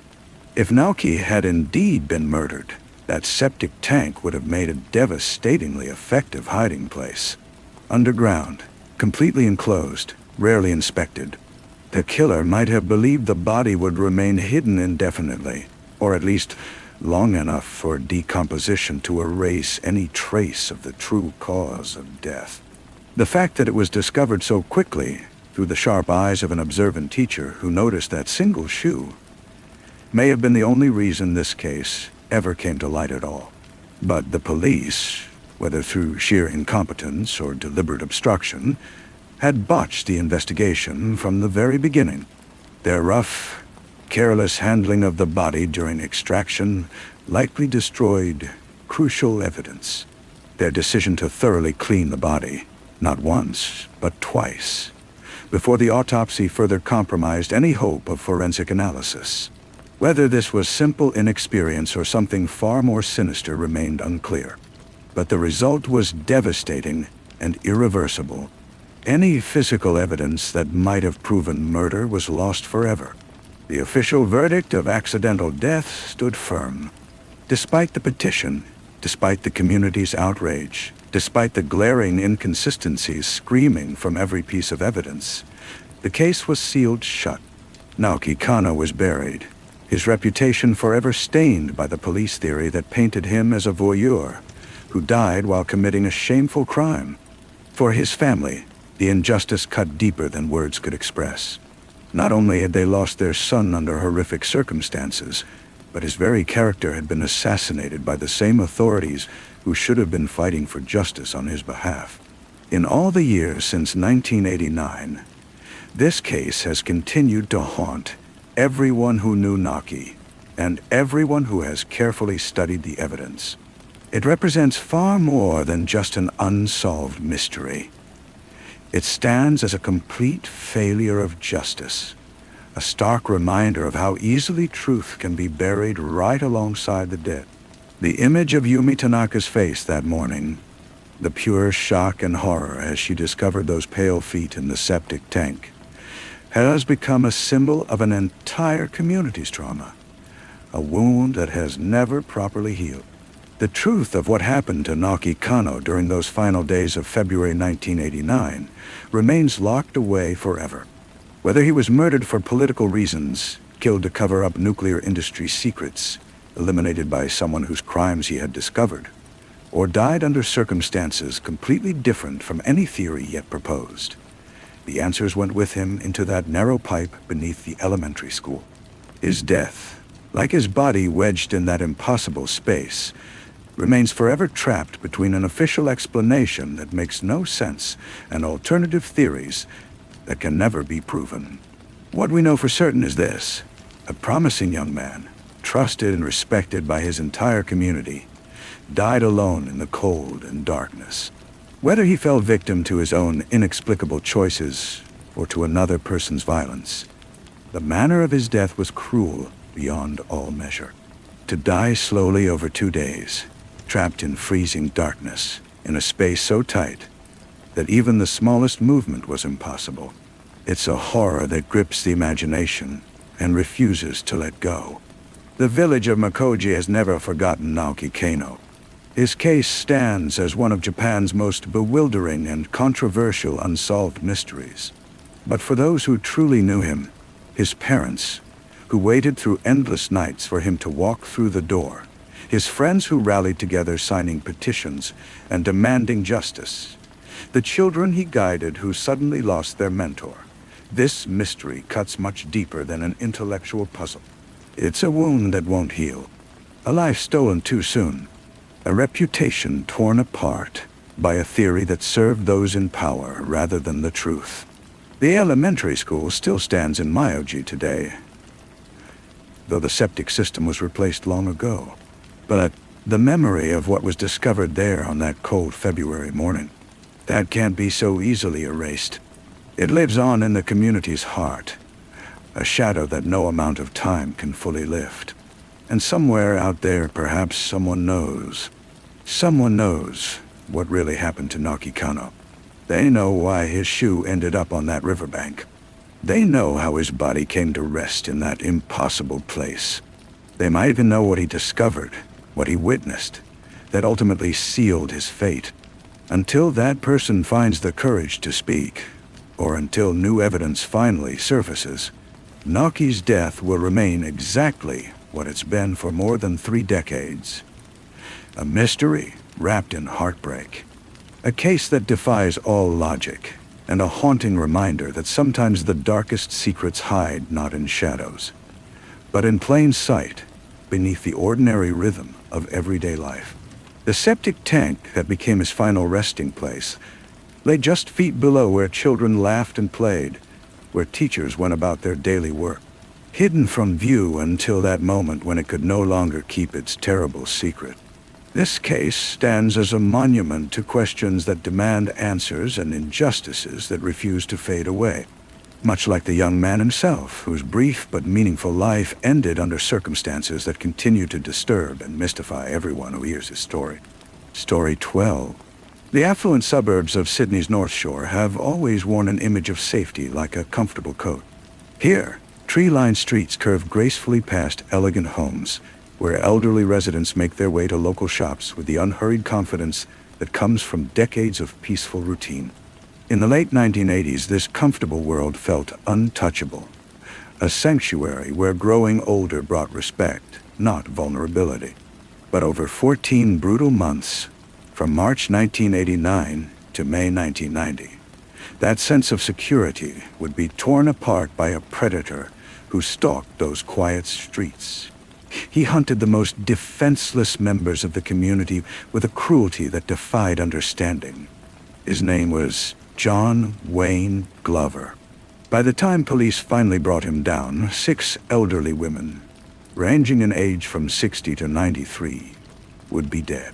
Their final moments filled with terror at the hands of a man the media would brand the granny killer.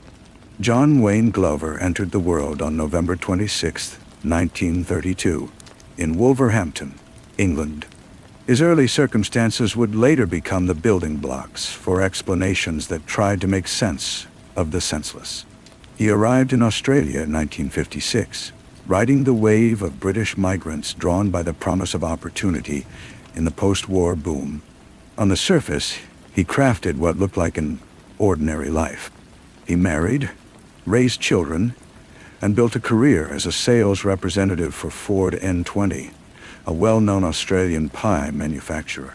To neighbors and co-workers, he seemed like any other middle-aged man, unremarkable in almost every way. But beneath this mask of normalcy, Glover nursed dark impulses that would eventually erupt into a killing spree that terrorized Sydney's elderly. His criminal record stretched back years before the murders began. Convictions for larceny and assault offered glimpses of a violent streak his mild-mannered appearance kept hidden. Yet nothing in his past seemed to foreshadow the horror he would unleash, starting in January 1989. The violence began on January 11, 1989, though police wouldn't immediately recognize it as the opening move in a serial killer's deadly game. 84-year-old Margaret Todd Hunter was taking one of her regular walks through Mosman when a car pulled up beside her. A man stepped out, middle-aged, unremarkable, and without warning, struck her in the face with shocking force.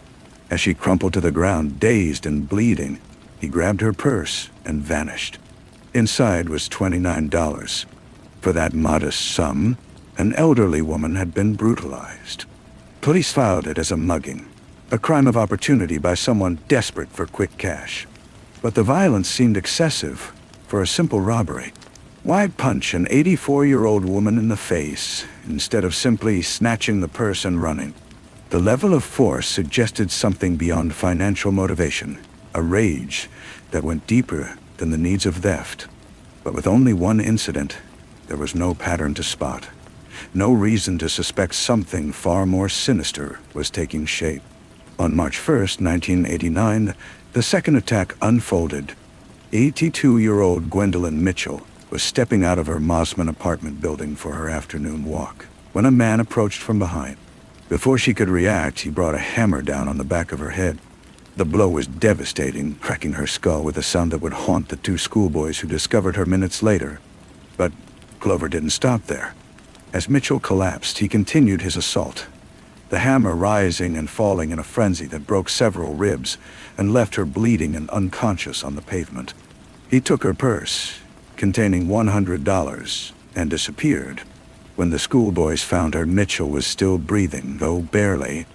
They called for help, and emergency responders arrived within minutes. But the injuries were too severe. Gwendolyn Mitchell died shortly after help reached her, her final moments consumed by agony from wounds that went far beyond what robbery required. The brutality suggested an attacker who took pleasure in causing pain, who had kept beating her long after she posed any threat. Police began to suspect they were dealing with a serial attacker, someone specifically targeting elderly women in the Mosman area. But they had no leads, no witnesses who could offer a useful description of the killer. Glover had chosen his victims and locations with calculated care, striking on quiet streets when few people were around to witness his crimes. The elderly women he targeted were alone and vulnerable, unable to fight back or escape. To Glover, they were perfect victims. On May 9th, 1989, the pattern escalated in a way that would force police to face the truth. They were hunting a killer, not just a violent mugger. 84-year-old Winifred Ashton, widow of renowned English-Australian Impressionist painter Sir Will Ashton, was walking near her Mosman home when Glover made his approach. What happened next would become his chilling signature. He threw her to the ground with such brutal force that her body was dragged into the rubbish bin alcove. Lady Ashton fought for her life, and according to Glover's later confession, She fought harder than he'd ever expected. Despite her age, she nearly overpowered him. That's when he began striking her head against the concrete pavement. The sound echoed through the narrow alcove, again and again, until she finally fell unconscious. But he wasn't finished. He removed her pantyhose and used them to end her life, pulling the fabric tight around her neck. Then, in what seemed like some twisted ritual, he carefully placed her walking stick and shoes at her feet. He took her purse, containing just $100, and walked away. Incredibly, within minutes of the attack, Glover strolled into the nearby Mossman RSL club. As he entered, police sirens wailed in the distance, racing toward the scene. He casually mentioned to staff that he hoped the sirens weren't for another mugging. The remark revealed astonishing coldness, the ability to commit such violence, then immediately slipped back into normal conversation. When police discovered Lady Ashton's body, the scene told a story of extreme brutality. She lay face down on the concrete, surrounded by blood. The pantyhose had cut deep into her neck. Her legs were crossed, arms positioned by her sides, arranged with an attention to detail that seemed ritualistic. At this point, with 3 attacks and 2 deaths following similar patterns, all targeting wealthy elderly women in the same suburb, police knew they were facing a serial killer. The investigation intensified. Increased patrols flooded Mossman. Warnings went out to elderly residents. But Glover proved adaptable. On November 2nd, 1989, he struck in Lane Cove, about 10 kilometers from Mossman. Perhaps recognizing his hunting ground had become too dangerous, he approached 78-year-old Dorothy as she walked home with groceries. Glover struck up a friendly conversation and offered to carry her shopping, a kind gesture from a helpful stranger. Dorothy, perhaps reassured by his ordinary appearance and friendly manner, accepted his help. She even invited him inside for tea. It showed how effectively Glover could present himself as harmless, how completely his exterior concealed the monster within. He declined the tea, and they walked back toward the main street. What happened next revealed the opportunistic nature of his killing. As he left Dorothy's home, she had been extraordinarily lucky, though she wouldn't realize it until later. He encountered another elderly woman walking alone. Within minutes of leaving one potential victim unharmed, he attacked another. 85-year-old Margaret Pahood was heading home from grocery shopping when Glover struck from behind with his hammer. The first blow landed on the back of her head. She collapsed. He struck again on the side of her head, then bent over to take her purse. But Margaret began regaining consciousness and cried out for help. The sound of her voice panicked Glover. He struck repeatedly with the hammer until she lost consciousness for the last time. He removed her undergarments and used them to strangle her, then searched her purse and ransacked her nearby home, leaving with $100. Before fleeing, he rearranged her shoes, another instance of his bizarre ritual. Within 24 hours on November 3rd, 1989, Glover killed again. 81-year-old Olive Cleveland became his 4th victim. The frequency was accelerating, suggesting Glover was losing whatever restraint had previously governed his actions. The police investigation was now massive. Detectives worked around the clock to identify the granny killer before he struck again, but they had little physical evidence and no clear suspect. The murders continued into 1990, each following a similar pattern, targeting elderly women alone, using extreme violence far beyond what robbery required, strangling them with their own clothing, and taking relatively small amounts of cash. By the time he claimed his 6th victim in May 1990, terror gripped Sydney's North Shore. Elderly women were afraid to leave their homes. Those who ventured out looked constantly over their shoulders, clutched their purses tightly, and avoided eye contact with strangers. The psychological toll on the entire elderly community was immense. The break in the case came in March 1990, not through brilliant detective work, but through Glover's own unraveling. On March 19th, he attempted to assault another elderly woman in Mossman, but this time, Something went terribly wrong. Whether she fought back more fiercely than he expected, whether he was interrupted, or whether his own mind was finally cracking under the weight of his crimes, Glover's attack failed. In the aftermath of this botched assault, he apparently suffered some kind of breakdown. Hours later, he tried to end his own life by crashing his car near Mossman. When police arrived at the accident scene, they found Glover alive but deeply distressed. As they began piecing together what had happened, they discovered evidence that connected him to the attacks on elderly women. Whether it was items found in his vehicle, his erratic behavior at the scene, or details that surfaced during questioning, the connection became clear. Within days, Glover was arrested and charged with the murders that had terrorized Sydney for 14 long months. Once behind bars, Glover confessed to all 6 murders and several additional assaults. His confessions were chillingly detailed, describing not only what he had done, but how the violence had made him feel. The picture that emerged was of a man who deliberately hunted elderly women, who found twisted satisfaction in the violence he inflicted, and who had been powerless to stop himself despite the massive police investigation closing in around him. When the trial finally came, testimony revealed disturbing details about Glover's relationship with his mother, a woman he described as cruel and abusive throughout his childhood. His defense team argued that his rage toward elderly women grew from this early trauma, that in each victim, he was symbolically destroying his mother again and again. But while such explanations might shed light on the dark origins of his twisted mind, they could never excuse the horror of what he had done. The jury found John Wayne Glover guilty on 6 counts of murder. He was sentenced to life imprisonment with no possibility of parole. In prison, he would spend the next 15 years. Years in which his victims' families wrestled with grief and trauma. Years in which the elderly community of Sydney's North Shore slowly began to heal and reclaim their sense of safety. On September 9th, 2005, guards at Lithgow Correctional Center discovered John Wayne Glover dead in his cell. He had taken his own life, hanging himself at the age of 72. For some of the victims' families, his death brought a measure of closure. The man who had murdered their mothers and grandmothers was finally gone. For others, it felt like another injustice, stealing away their chance to see him continue serving his sentence.